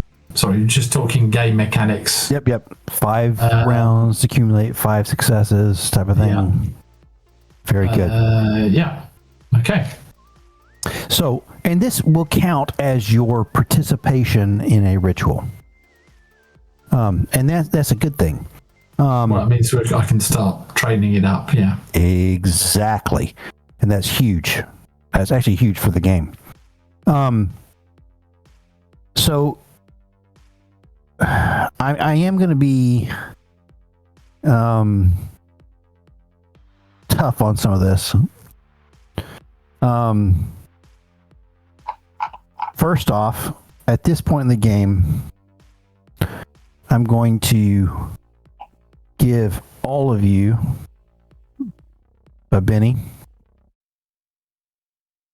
I thought I'd give a Benny to Christine, but I didn't. I just made a big one on the screen. Here we go. There we go. So you all have a Benny that I gave you because you're going into a really weird situation you haven't been in before, and I like you as human beings.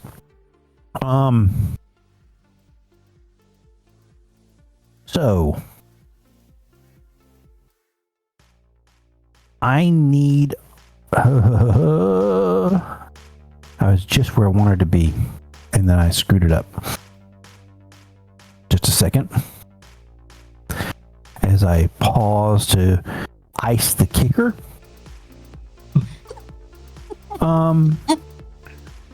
I need a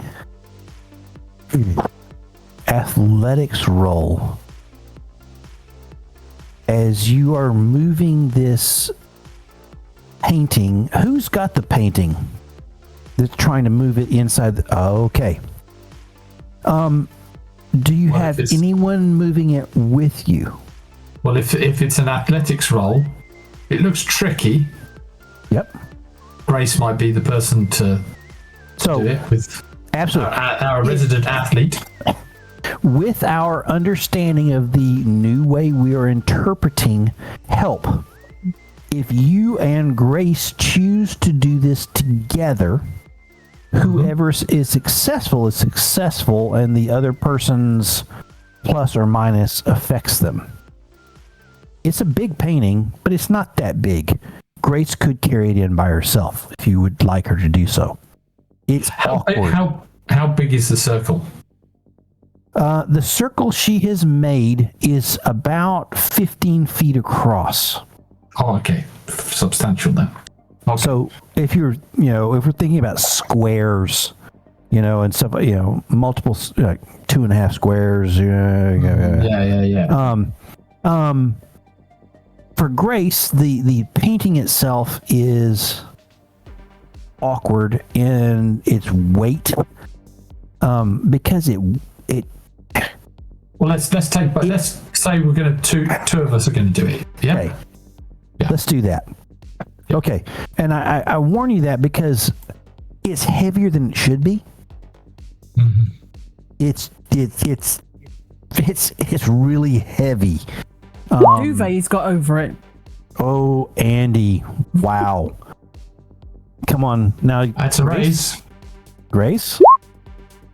Okay, that's plenty between the two of you to get this in. I will tell you, as you are crossing into the circle, the painting jerks in your hands. However, your phenomenal rolls give you the chance to hold onto it tightly and set it flat down in the middle of this circle. She has painted in some sort of, you're not sure if it's paint or if she's like spread dust that's quasi-colored, or but she's got symbols and lines around this circle. As you are understanding rituals more, Andy, you're absorbing these things, knowing that you will probably be able to do these type of things soon. Okay. She quickly draws a closing piece to the circle containing that particular article. Okay. Let us move into... I just lost where I was. Come back. Ritual magic. Okay. So we have a 5-round ritual.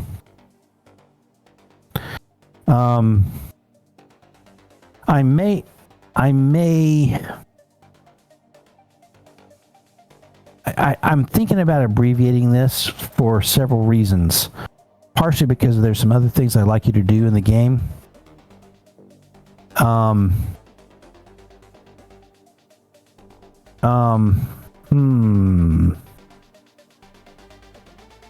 There's some really cool things in ritual magic, though. Golly. Because none of you guys have the arcane background. Well, the ritualism skill you don't have yet, so you would have to use Smarts -2, but we've got a person that just got ritualism. Yeah. So basically we're making the cooperative rolls. Yes, you are. Okay. Round 1. Let's do it.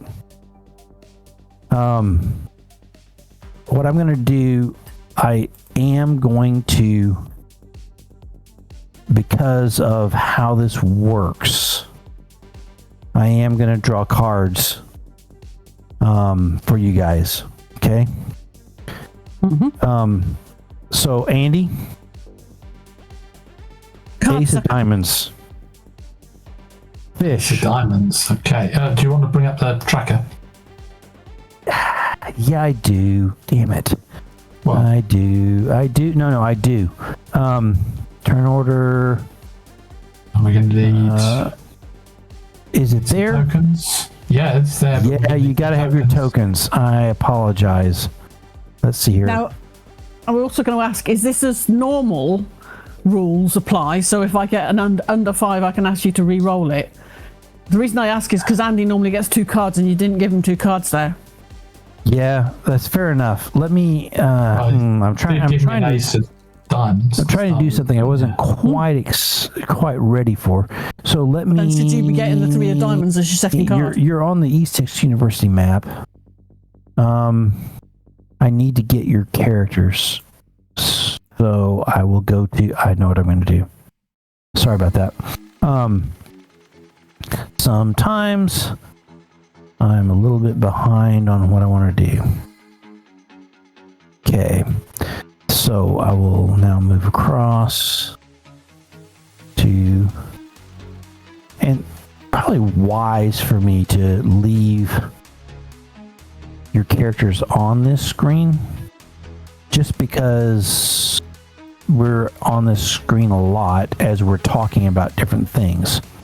So your characters are on the screen. Oh yeah, underneath the bennies at the moment. Could you move them to the left a bit? Yes. Actually, no, it doesn't matter. I can move the idiot. I can move the map. Okay. Yeah. Oh no, but I moved a little bit too. So there we are. What I'll do is. By the river. Do you want me to clear the move all turns? No, we're good. We're good. Okay. Well, I just moved I'm just going to add him. I'm going to add him again. Okay. So Andy, you know what you got? Ace of diamonds, and you got the 3 of hearts. Okay. So Ace of diamonds for Andy. Yeah. Grace. Joker. Benny's all round. Well done. We're gonna need them. No, you will need those. Oh, and my dog is back. Oh, how are you doing, young man? You're just coming to say hi. Oh, yeah. Okay, out. Come on. You need a something high that he can lay on next to you, so he can just lay there and. You're a scratch good his boy. head. You're a good boy. Okay. And then we have Christine. No, you've given me. No, you've given me already. I had the Joker. Okay, Rob. No, hang on. No, you've got to shuffle the deck now. Oh, I do. I've got to shuffle the whole deck. We need to give ourselves bennies, yeah? Yes, please. Please. I have already given myself one. And Rob's given himself one? No, he hasn't. Yep, now. He has. He has now. Okay, I've been shuffling. I'm going to do one more quick shuffle because... Andy's it's looking sick with bennies. There we go.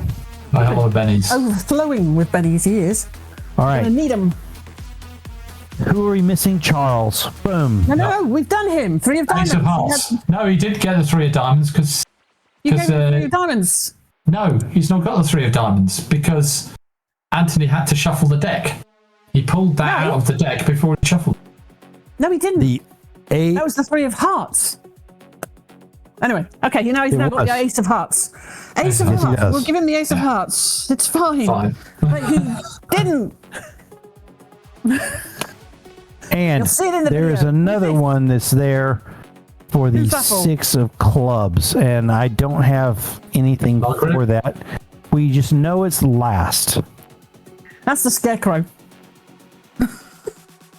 Yeah, well, and I mean, you do have Margaret Winters there who is working things too. I'm sort of going to include her into things because I don't have a suitable. Well, actually, I might have a suitable. Nope. No, you should have a token for her because you've got a token image of her in the OneNote. I do, but do I have? What have you done with her token? Oh no! Give me 2 seconds. I'm going to get really, really smart and do this. Oh my gosh, I can't believe I'm working this hard. You guys drive me to be a better GM than I would ever have planned to have been. Gee whiz. So we did give you the clue at the end of last session. We said we were going to do a banish ritual on this thing.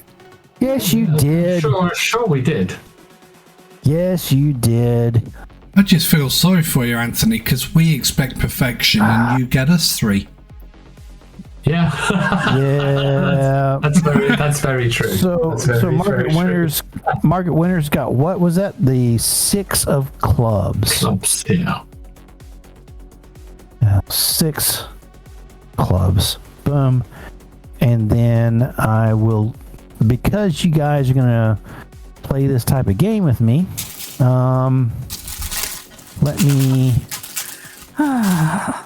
let me do this and say, how about that? Oh, very nice. Scarecrow. There's a scarecrow. Oh no! Joker again. Wow, 2 jokers. I don't know how to deal with that exactly.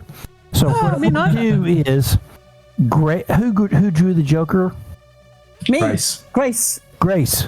You. 6 of hearts. Bad guy. Oh no. So bad guy goes first. Yeah. Holy crap. That means the bad guy is first all the way around. Well, for the first round. Hearts goes before diamonds. Sorry about that. Had to fix that. Okay. When you put it down and she starts, Margaret Winters goes into a sensuous crouch where she starts intoning things. You guys all notice that Andy goes, what? But oh, come on. But so sorry, Andy goes. He's not some horn dog. No, he's British. He's not a horn dog. He will just go, I could power my bike in that.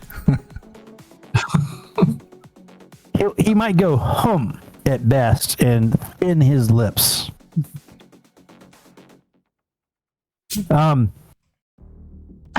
The scarecrow erupts from the painting and is standing there 9 feet tall with a massive scythe. Blood dripping from the scythe and the grin on its face. And it will push against everything. And so I'm going to quickly open his character sheet and see if it can get out. And it's not fucking open his character sheet. This is a problem we've had 100% of the time. If I put the token on the screen, it's cool. If I click on the token and then go to open the character sheet, it doesn't open. I have to go back across to the sidebar to open the thing. So it's going to make a spirit roll, and it is going to need a raise to be able to break out. Not so much. Not quite. Almost, but not quite. The thump of the scythe against the internal side of that circle, all of you can feel inside your rib cages. By the way, got the GoPro going on the. Oh, absolutely. So we can rush it over to Ben Mac. Okay, I think we are to Grace. So Grace, you can help in some way, shape, or form.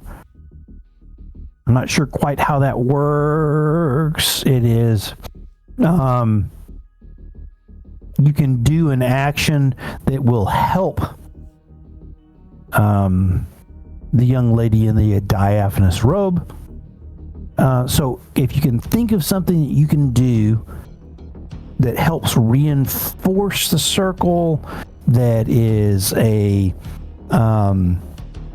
action, any action, what you can do that is a supporting piece. I mean, what has she marked these lines with? Did you say it was some kind of sand or something? Yes, Grace absolutely. could be darting around the outside of the circle, basically anything that looks damaged, trying to repair it, trying to reinforce Absolutely. the impact for her. Just Because when repeating what she's done. So just trying to strengthen it back up again. Should anything get blown away or pushed or distorted? That thump when the scythe hit the outside disturbed a lot of that sand, and you're kicking it up along the line. Okay, so what skill are you using to do such? So I would have said it's either gonna be something like notice, because she's noticing where the damage is and she's going around and repairing it, or her agility or something when she's darting around trying to basically repair the stuff. So maybe something along those lines. I don't know, but I would have thought notice probably, but no, I'm really leaning to persuade. Persuasion. That's a joke. It's a joke. It's a joke. No, this is athletics, and if you fart this up, you're gonna hurt your toe. Yep. Okay.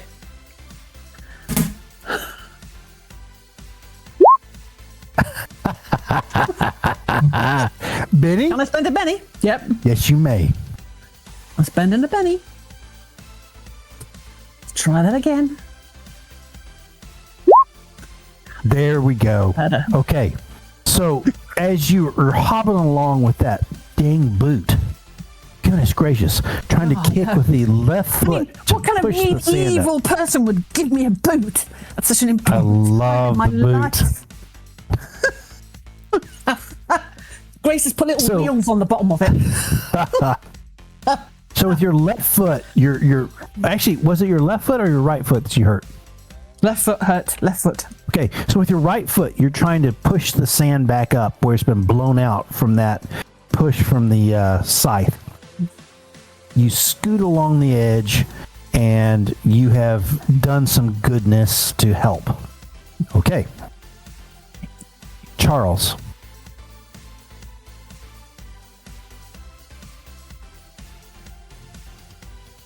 And that, by the way, counts as a success on this round. Look, I think. Andy? I'm not sure. Take a look at that, Andy, and let me tell you. I am, because you're reading additional participants. Other characters can make cooperative roles by joining individual. I don't know what that means. So it's a dramatic task. Let's have let me look up dramatic. Yeah. Do that as Rob is thinking about as Fish is thinking about what he's doing. Sorry. Charles? I want to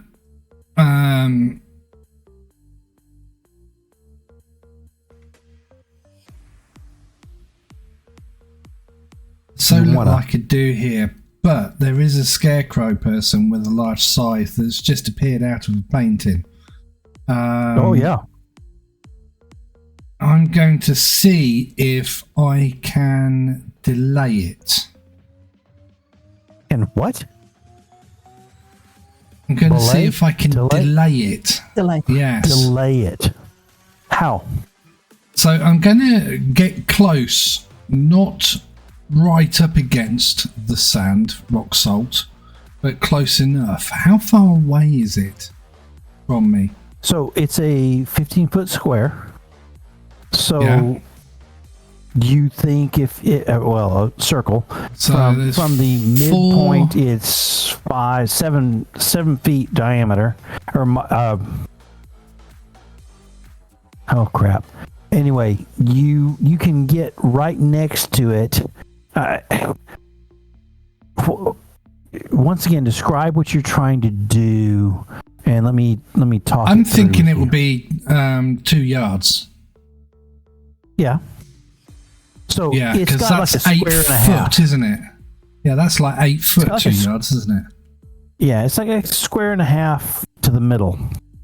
Right. Where it's at. So I know that that's going to be mid-range for my taser. I'm thinking I'm going to try and shock it.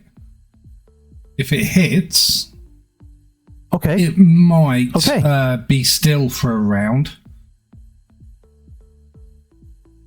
Brilliant. That's the only thing that I sorry, can just think of doing. Just quickly interrupting.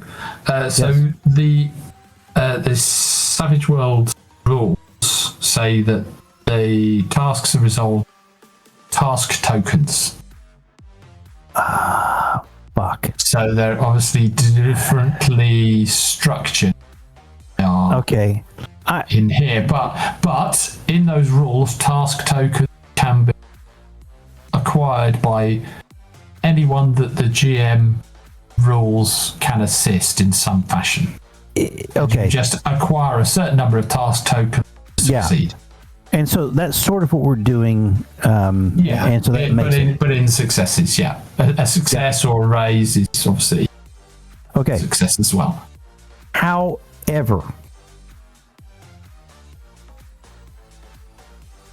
what happens here is really exciting. When Rob shoots, go ahead and roll your shot.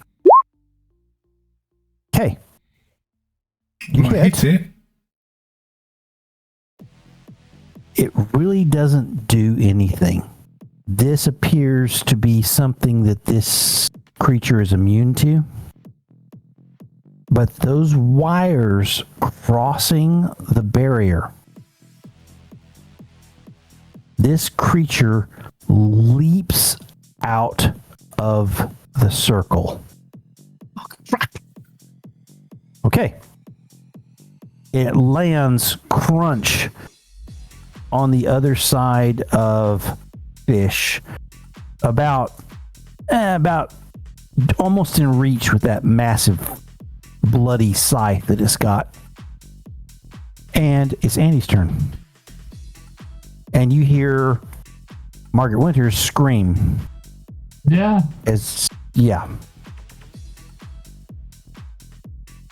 Okay, so Fish leaves me with the tricky situation, somewhat tricky situation.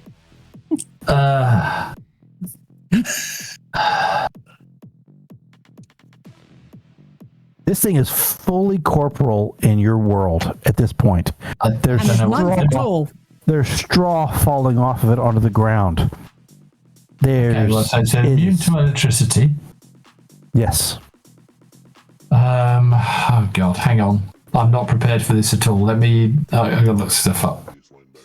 Yes. I'm excited that you're not prepared for this at all. Dog. Yes. Oh gosh. I'm being assaulted again by Wolfhound.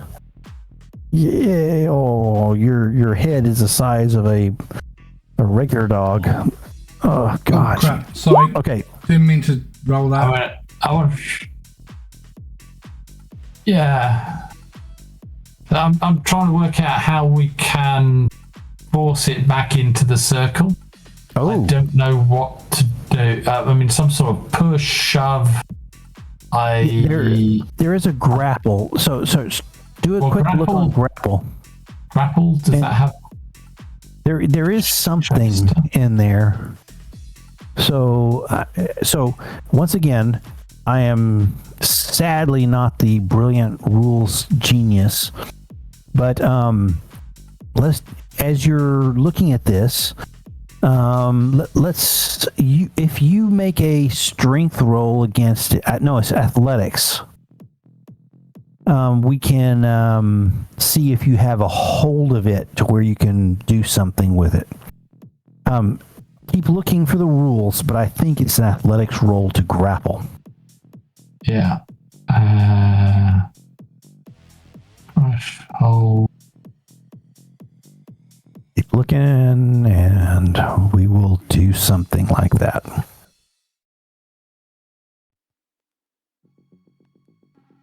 You know, my Wolfhound, as much as it's been off and on in here, it's not been 100%.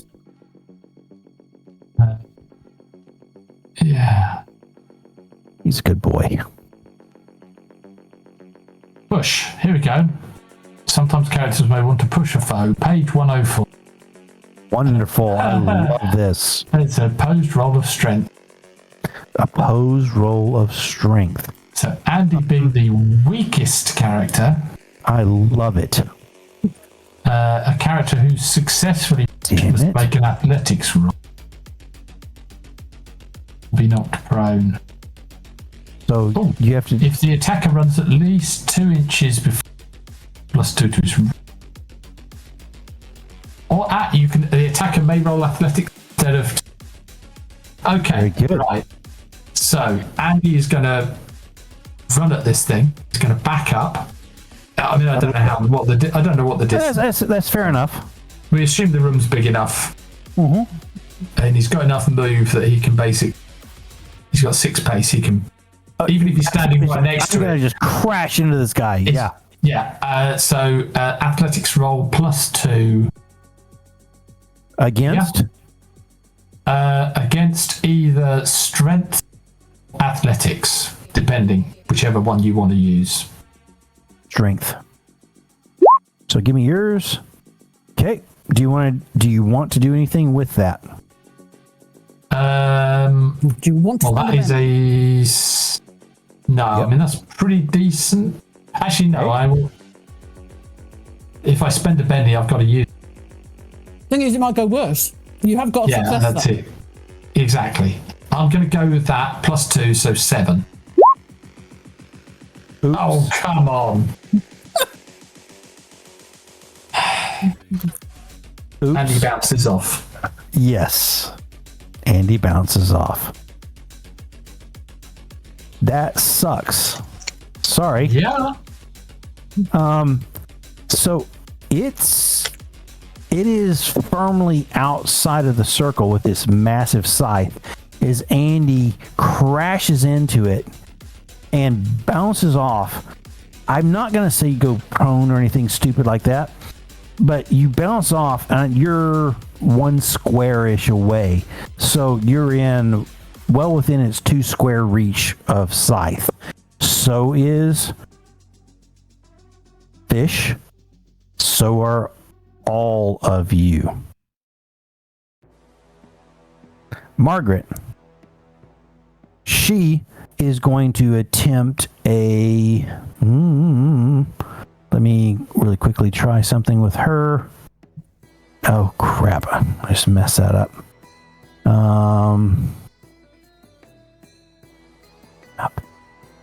I had this all set up and it messed up because of the stupid open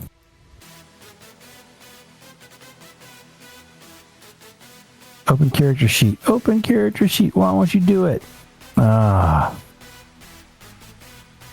Yeah. Anyway, the weird glitch Can I use my penny to roll it? Redo that. Redo what? Redo my roll. I mean, absolutely. It's an opposed roll. Absolutely. But do you remember what the roll was that you lost to? Well, it was 13. Yes. I'm going to have to do pretty well to get a 13, but I figure I might as well try. You've got bennies. So. Let's see it. Nope. Spend another one. Fair enough. Come on. 10. That was a really good roll too. I mean, to get that. It was. Yeah. Darn the luck. It's not happening. Darn the luck. And then my Margaret Winters sheet is not coming up. So instead, Margaret Winters is going to simply roll a D8. And it's a 6. So she shoves it back with her simple magic skills. Just shoves it back. It is just inside the circle. But I think it's its turn. Don't we need new cards? Oh, we're at the top. We're at the top. We're at the top. We're at the top. We're at the top. Yeah, he was first. All Yes, right. I'm watching you this time, Mr. Dean. I know what you did to me last time. I missed out on a go. Sneaky person. The bad guy. Hey, 2 of spades. 2 of spades. Look at that. And Grace. 5 of clubs, or is that a 5 of reroll? clubs. Is it a reroll? Yeah, it's 5 actually. Yes, 5 it's or a less. reroll. Yep. And again. 4. And again. And again. We took it down. There we go. Hey, that's Ace awesome. of clubs. Yeah. Ace of clubs. That worked out so well. Charles. 4 diamonds. Perfect. 4 of diamonds. Andy. And another card. 4 spades. The one is 9 of diamonds. I'll take it. 9 diamonds. And then Margaret will get the 10 of spades. spades. 10 spades. Okay. No, it didn't go. 10 spades. Enter. Okay. So, dog's back in. Stop, dog. Oh, poor baby. I mean, he is really struggling with her being gone. I've got a bed in there that you can rest himself on. He's got a bed, and he's got treats, and he's got everything you can imagine. But yeah, it is what it is. And the monster's going last. I love it. Okay, so Grace, what do you do?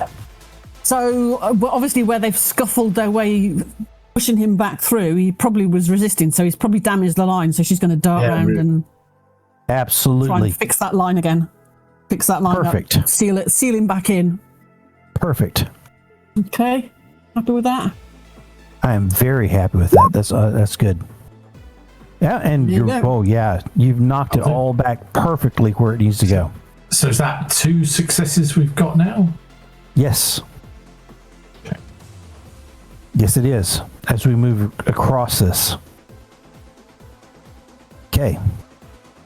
Margaret is going to do a roll for her. Okay, and she is a wild dice. I'm going to give her a 9.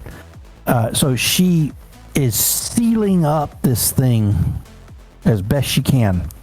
Ritualism roll, I guess. Yep. And so she is now, you now have, what, 2 successes? Yep. Big successes? Yep. Andy. Well, what does she get? I've not seen. Do you roll? Oh, no, she had a 9. Oh. No, I thought I rolled. No, I thought you I did. You rolled a 3. I rolled. You did a D8 and she got a 3. Okay, she got a 3. That was something else. No, that's me. Oh, that was you. Oh, okay. Yeah. No, she failed. Yeah, but she's a wild dice, so you need to roll a She's 6. wild cards. Okay, so give her a D6. We'll give her a D6. D6. Yeah. Yeah, D6 now. Yeah. No. Yeah. No. So Okay. she got a 3. So she got nothing. No, it's pushing against it as hard as it can go. Okay.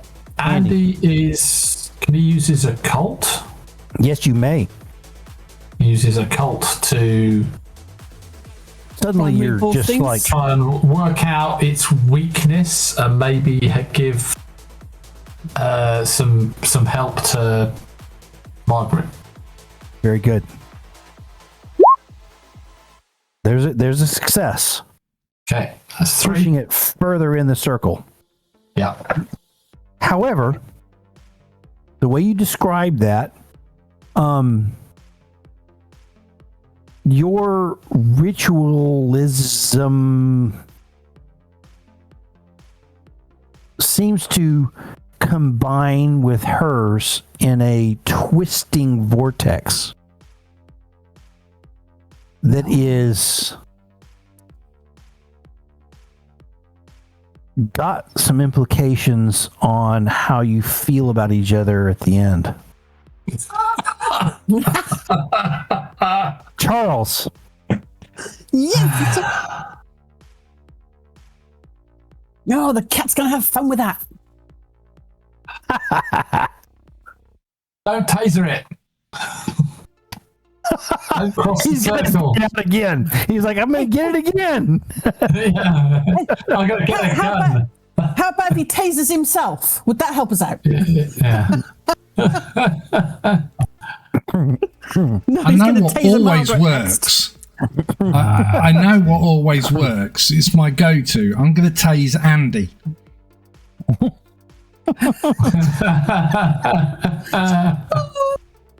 I'm also going to say, I've got to say, I'm just going to say it at the end, but remind me about tasers and I'll tell you a story at the end. Where are we? A brief description of where we are. So you are in the basement of the AG library where the Sonia Alvarez has all the special books. You are in a broad open area that beyond it are full of lines of books into the distance. But this open area is where they do their rituals. Okay. I mean, I'm using athletics to run around and repair lines. So, I mean, it's doable. You can be inventive with this. Yes. I see that Grace has already got the lines of cocaine covered. So I'm thinking, the white lines covered. So I'm thinking about trying to destroy said scarecrow. I'm going to run around and see if I can find an air freshener or something, a spray air freshener specifically. Okay, are you trying to do a flamethrower into it? You could also, so here's a couple of things you could do. You could try and do that flamethrower issue, or you could also taunt it.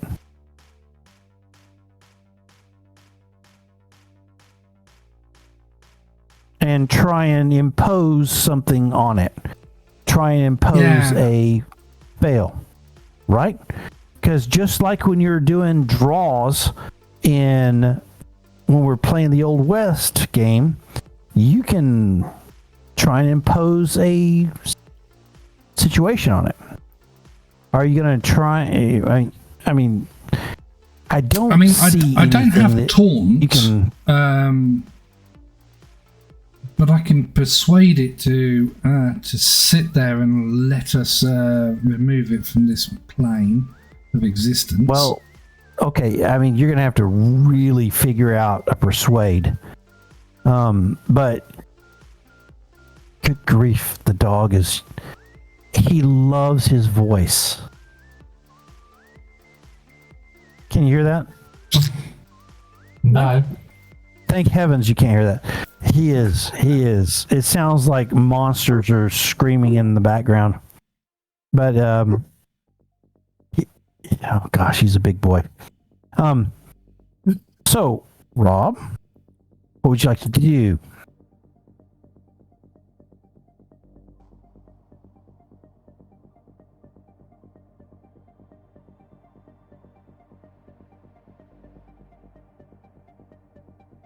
You thinking? Keep thinking. I'm going to try and put it off. Rob. I'm going to try and put it off. Distract him. Distract it. Did you taunt it in some way? Yeah, well, that's the thing. I don't have taunt. I don't even know if there is a taunt available. I'm sorry. Yeah, there is. Taunt is available, but yeah, if you've not got it. Yeah. You just help out. Do what Grace did and just help out with keeping the circle intact. Yeah. Keep the stand intact. You can do what you want to do and make it work. Grief, dog.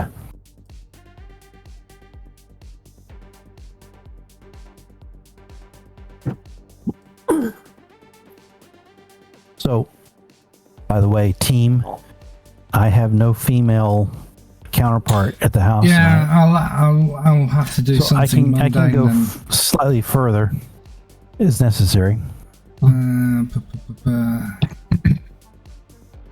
Well, we're up to 3 successes at the moment, so Yes, you are. hopefully we can get there.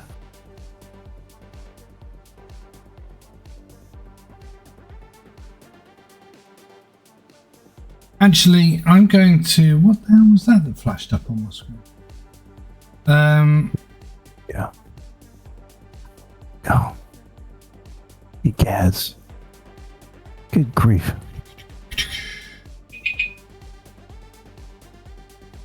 Let's see here.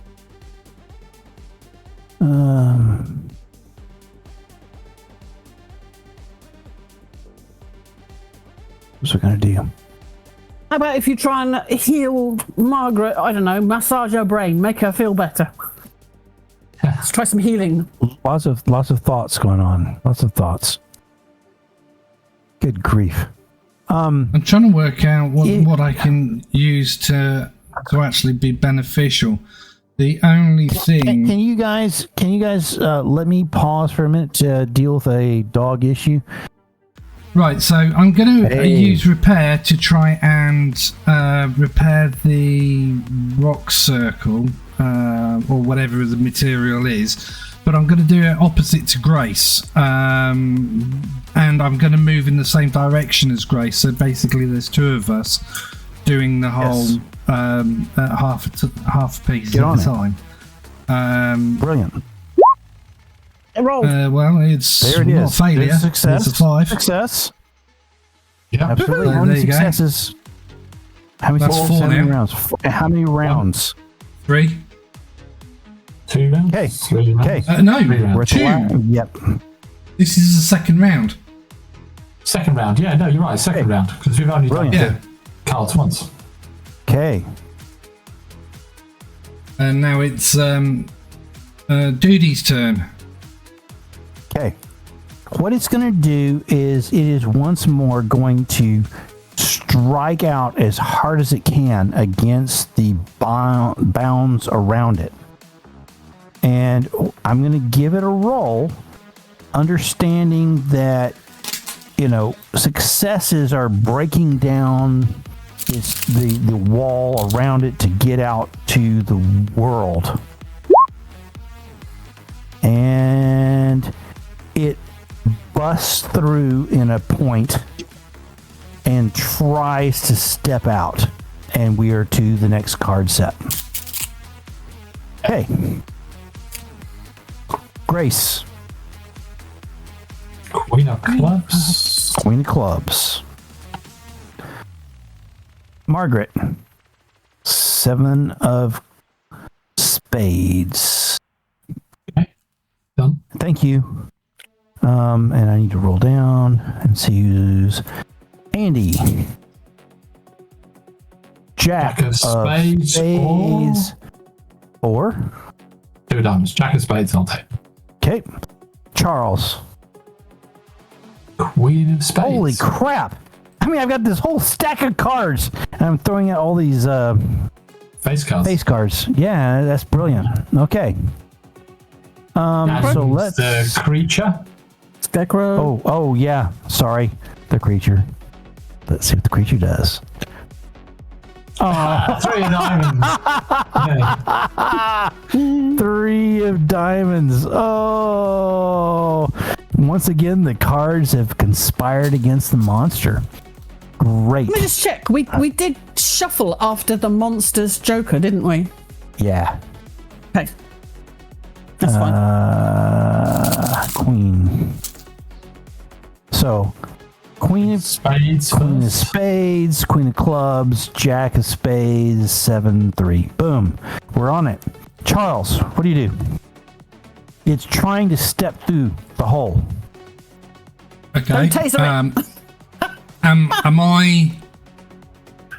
Is it near where I am, or am I going to have to run round? It's right next. It's right next to you. Throw Oh, something well, in his if it's face. right next to me,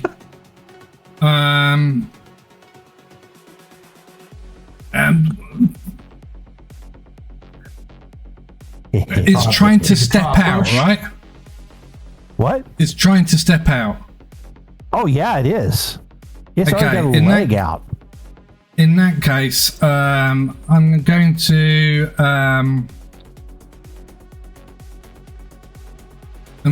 to kick at the leg to try and push it in into the thing. Okay. Because Okay. I don't.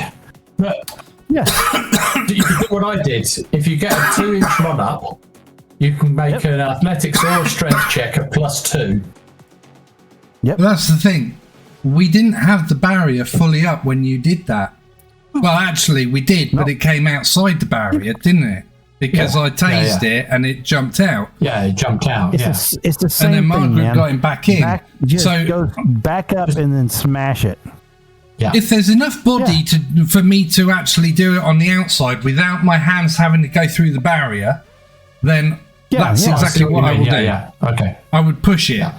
But if it's literally just the leg that's coming out, then I'd rather not push it, but kick it. So, GM? That's no. So what we'll do on that? Is there enough for me to push? Yeah, there is. Okay, let's do a push. So it's an opposed. You can choose a strength or athletics, your choice, and it'll be against its strength or athletics. Well, my athletics is D4, whereas my strength is D6. So let's go strength. Okay, what'd you get? 5. 5. Yeah, so it is going 7. Brilliant. So it is going to D8 strength. Oh, it's going to do strength. So let us see what it. No. That's a big fail. You shove that leg back inside the circle and managed to throw sand up to fill the gap. Ooh. Okay. Does that count as a success? Yes, it does. That's 5. That's 5. So we will. Your mother was wheatgrass. A little bit on the edge of this. As this thing pounds against the inside of the circle, as Margaret is almost it seems like whatever it's doing to that circle is doing to her, and she's struggling to get through this. Both Grace and Fish are looking at this. I think, Andy, your basic thought is Margaret's hurting in this, and she's struggling to make it finish. What do you do? I'm going to leave you guys just 2 seconds. I got to let the dog out for a pee. Okay, so, gotta go. We'll come back. I'm putting someone in a situation, so we'll get there. What are we going to do? Could be difficult without. I mean, I don't want to distract her. That's the thing. Yeah.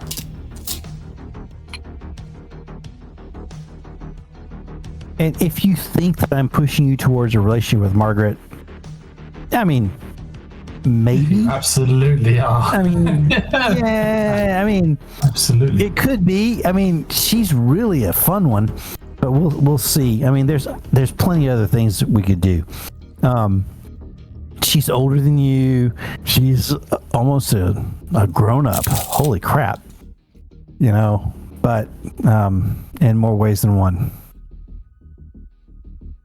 But we'll see how that plays out. I'm excited to see how the Margaret Winters and Andy situation plays out, as I've subtly tried to push it, because she's a neat and I like her as a NPC because I just like her, how I in my head who she is.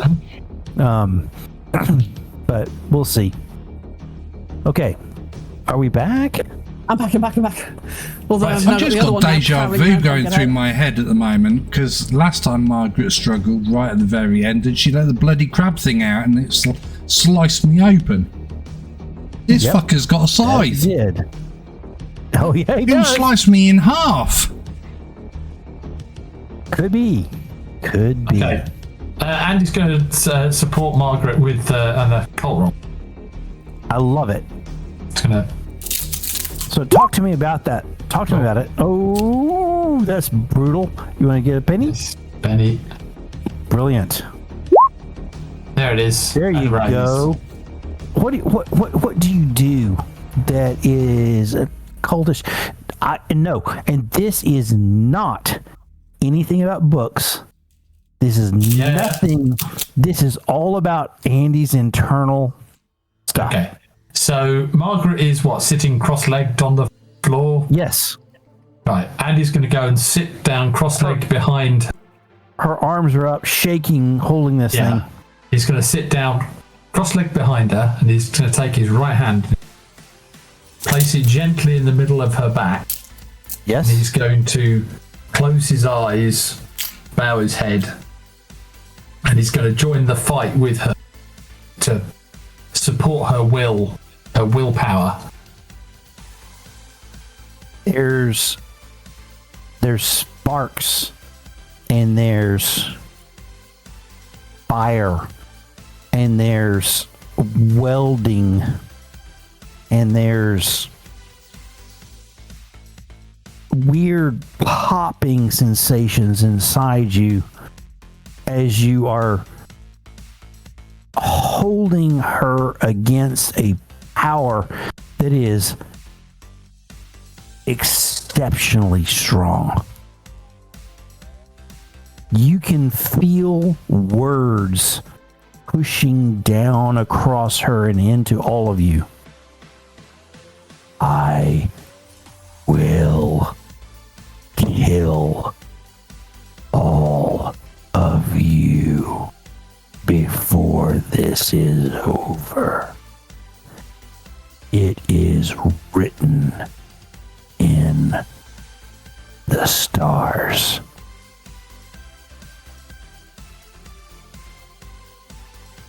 And with that, the circle collapses around the painting. There's a pop, and it goes to cinders. And you are sitting quietly, awkwardly, some of you, in the basement of the AG library. And Margaret Winters turns halfway around to you, Andy, looks into your eyes, puts an arm around you for support,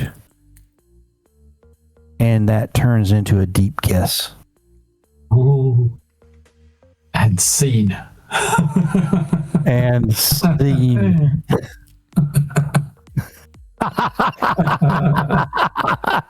As now we she's do. gonna go missing. Now she's gonna be kidnapped.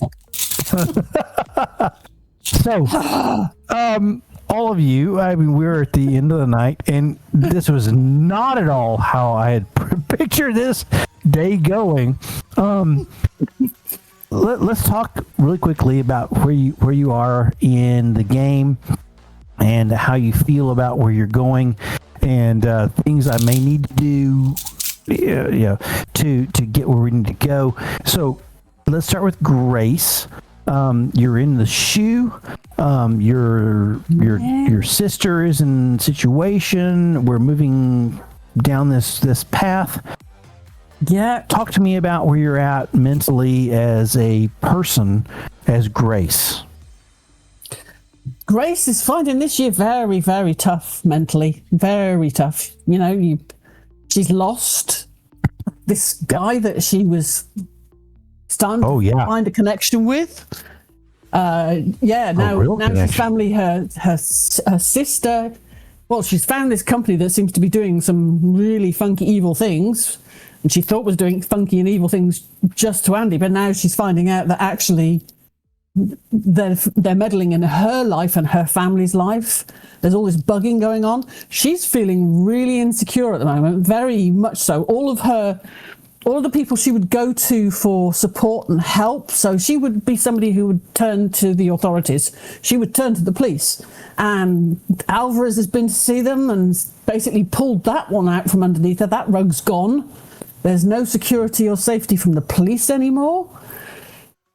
There doesn't seem to be any security or support on the campus anymore. So she's not in a great place right now. She mentally is, struggling this year. How does she feel about keeping secrets from her friends? She will do it where needs must. She doesn't like keeping secrets. Is that something that is a drain on her as a human being, or is it something that doesn't matter at all to her? It's not something that it doesn't. It's not that it doesn't matter to her so much. If she finds the right person to pass that secret on to for that person, then she would do it very quickly. But equally, if she's as long as she feels that by holding that secret, she is helping that person out, she will continue to hold that secret. She will hold it till the end. Holding the secret does not play upon your mind as a thing. No, not if you're happy to hold it. If she finds out that holding that secret she shouldn't do because actually that's hurting the person, then that would be a problem for her. But as long as she feels that it's for their good, helping all, Okay, I'm happy with that. I'm 100% happy with that. You've got some freaking secrets now. And you've got some things to deal with as a human being as you're struggling with the idea of your sister and other things. I like it. I like the fact that you guys have moved. You've solved some of your problems with this intrusion on your life, but we'll see how it goes. Let's move to Fish. Yeah. Sup, Dean? How are you feeling as a human being in the situation you're in, and what are the things that are going on that you're thinking about, you want to deal with?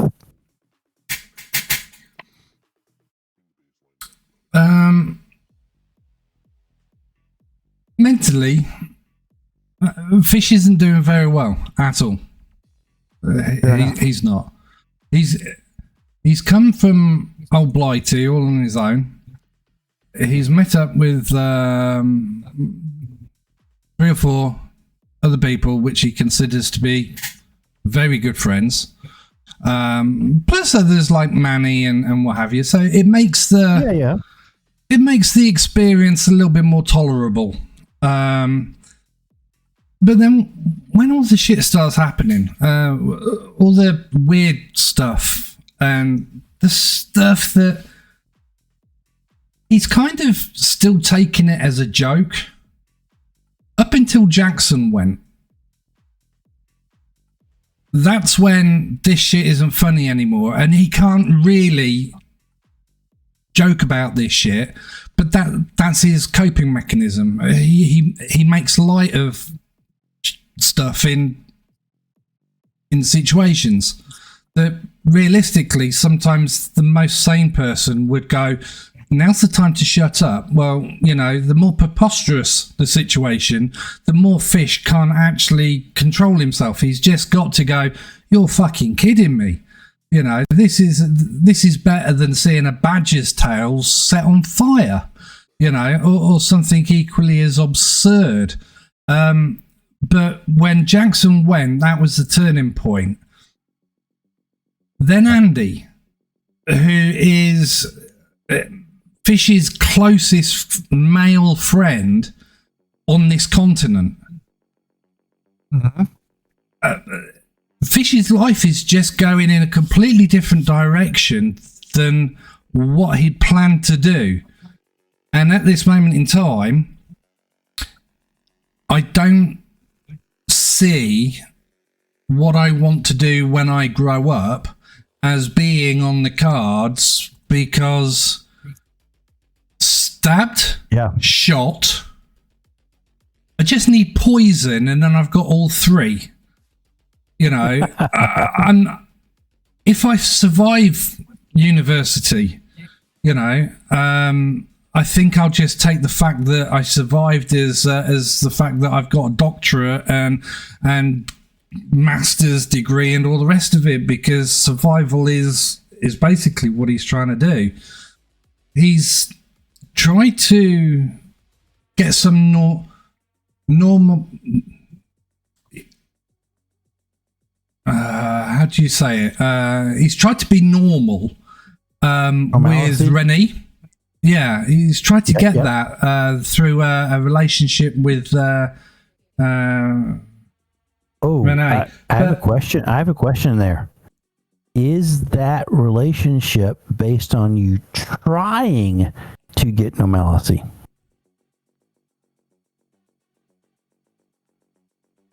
Yeah, I try not to drag her into stuff unless Andy takes a photograph and then sends it to her, and then I have to explain. All good. No, all good. You are trying to gain normalcy with that relationship. Yeah, but it just doesn't seem to be going anywhere, and you know, when things go weird. Now, I will say, this is your sophomore year in college. I may well throw a Benny at you and say your relationship's destroyed, and figure it out. Andy says, "Can I have that Benny?" Andy's already been there in weird different ways. But I mean, I will say, you just understand that it is what it is. I will say, all of you are struggling a little bit more, but that's because your sophomore year. Things are a little harder all the way around, including the supernatural portion. Your tests are harder. Your classes are harder. Your relationships, the academics. Harder. Yeah, I mean the academics. Fish knows it's harder, and he knows that it's going to get even harder after that, because he's chosen to do. But he's adamant that he's not going to drop one of the majors. You know, he's got to do this so that he can pursue what he wants to actually do outside of Texas. So academically, that's the easy part. Living life is the friggin' difficult part. And it's not because of money, it's because of the fact that literally every week there's a new thing, there's a new strange that's cropping out. Sometimes it doesn't affect anyone apart from us. Sometimes it affects a lot more people, and you know, and that's difficult for Fish to get his head round as to what he does. So let's move beyond that. And the only person we haven't dealt with is Andy. And Andy is special to us in so many ways. He's a very special being. He is. He's got a new pet love now. He loves being stroked.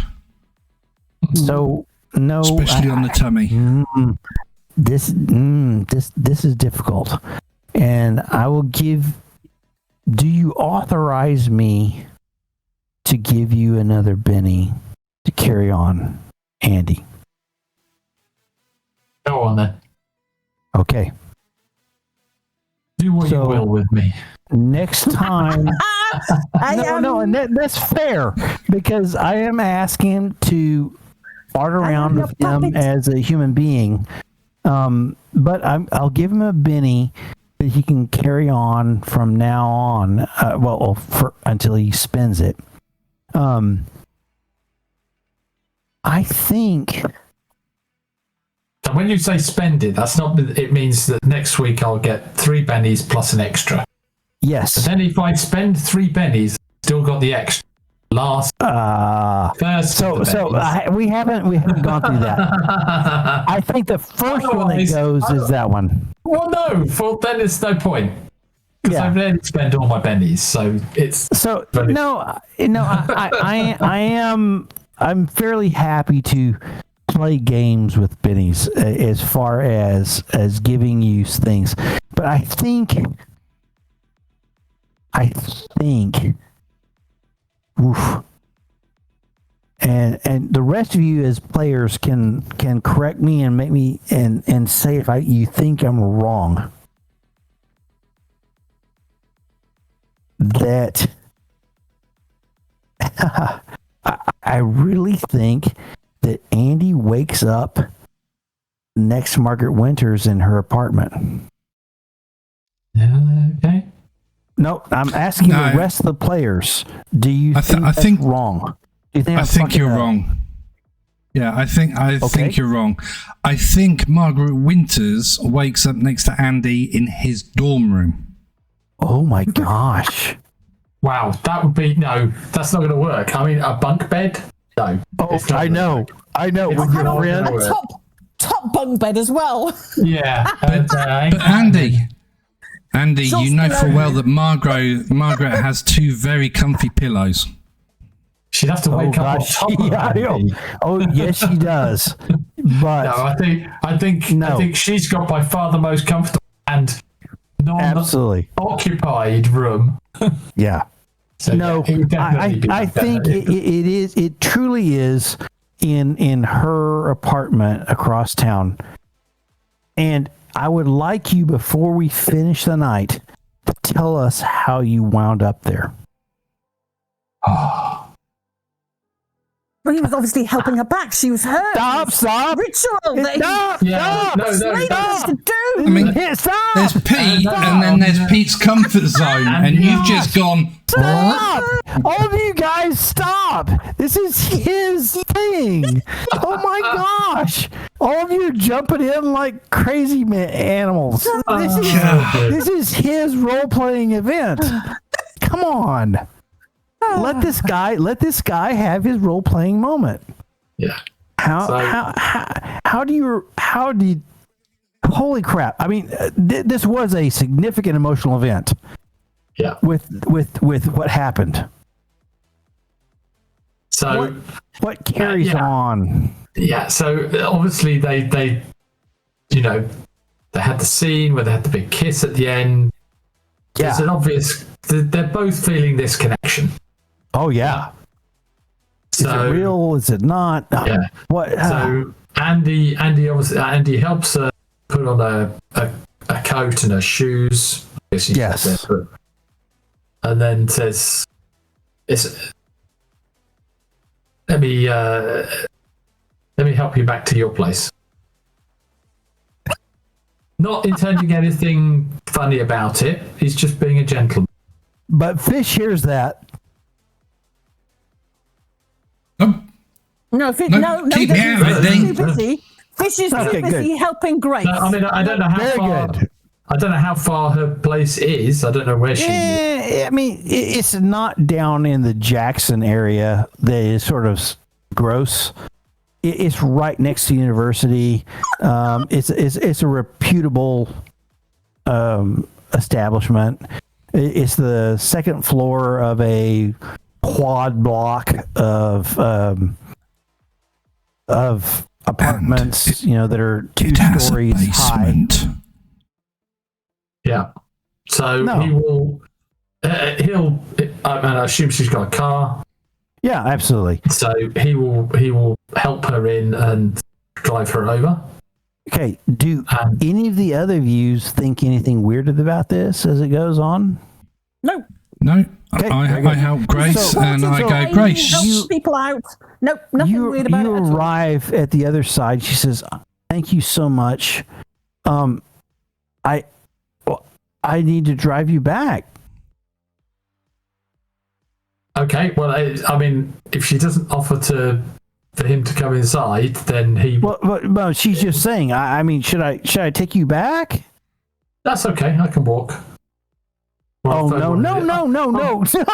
You're not gonna walk. No. Come in. Have a drink. Okay. Andy's gonna go in. And we will fade to black there because I'll be too embarrassed if I go beyond it. It's like Confessions of a Ritualist, isn't it? But this is an interesting one because she does appear more as an adult in this scenario, as you feel yourself more as a student, growing person. She it's not a mommy figure, but she's older than you and more experienced than you, but I mean, I'm not sure we've established how old is she?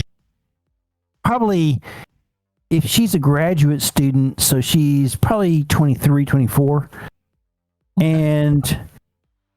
But under those sweaty covers, all rules are off.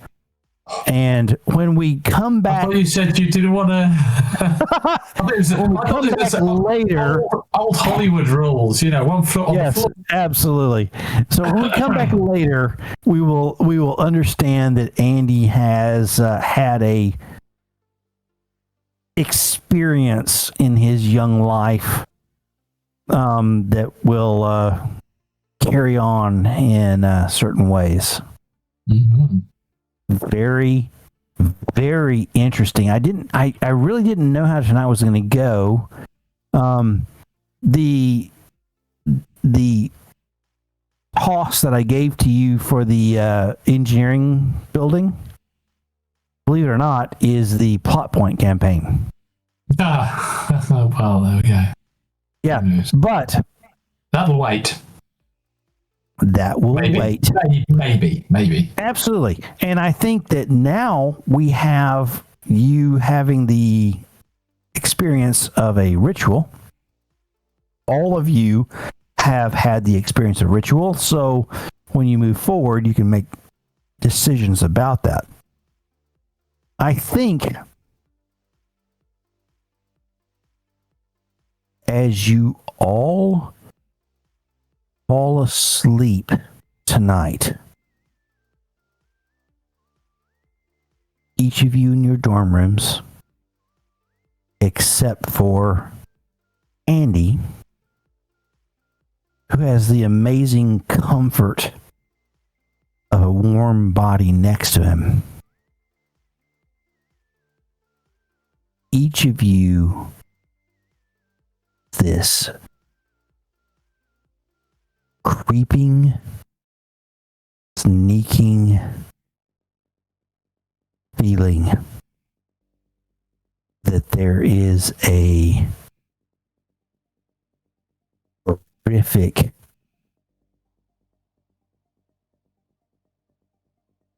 creature from the cornfield slowly approaching you in the dark. And that's where we'll end tonight.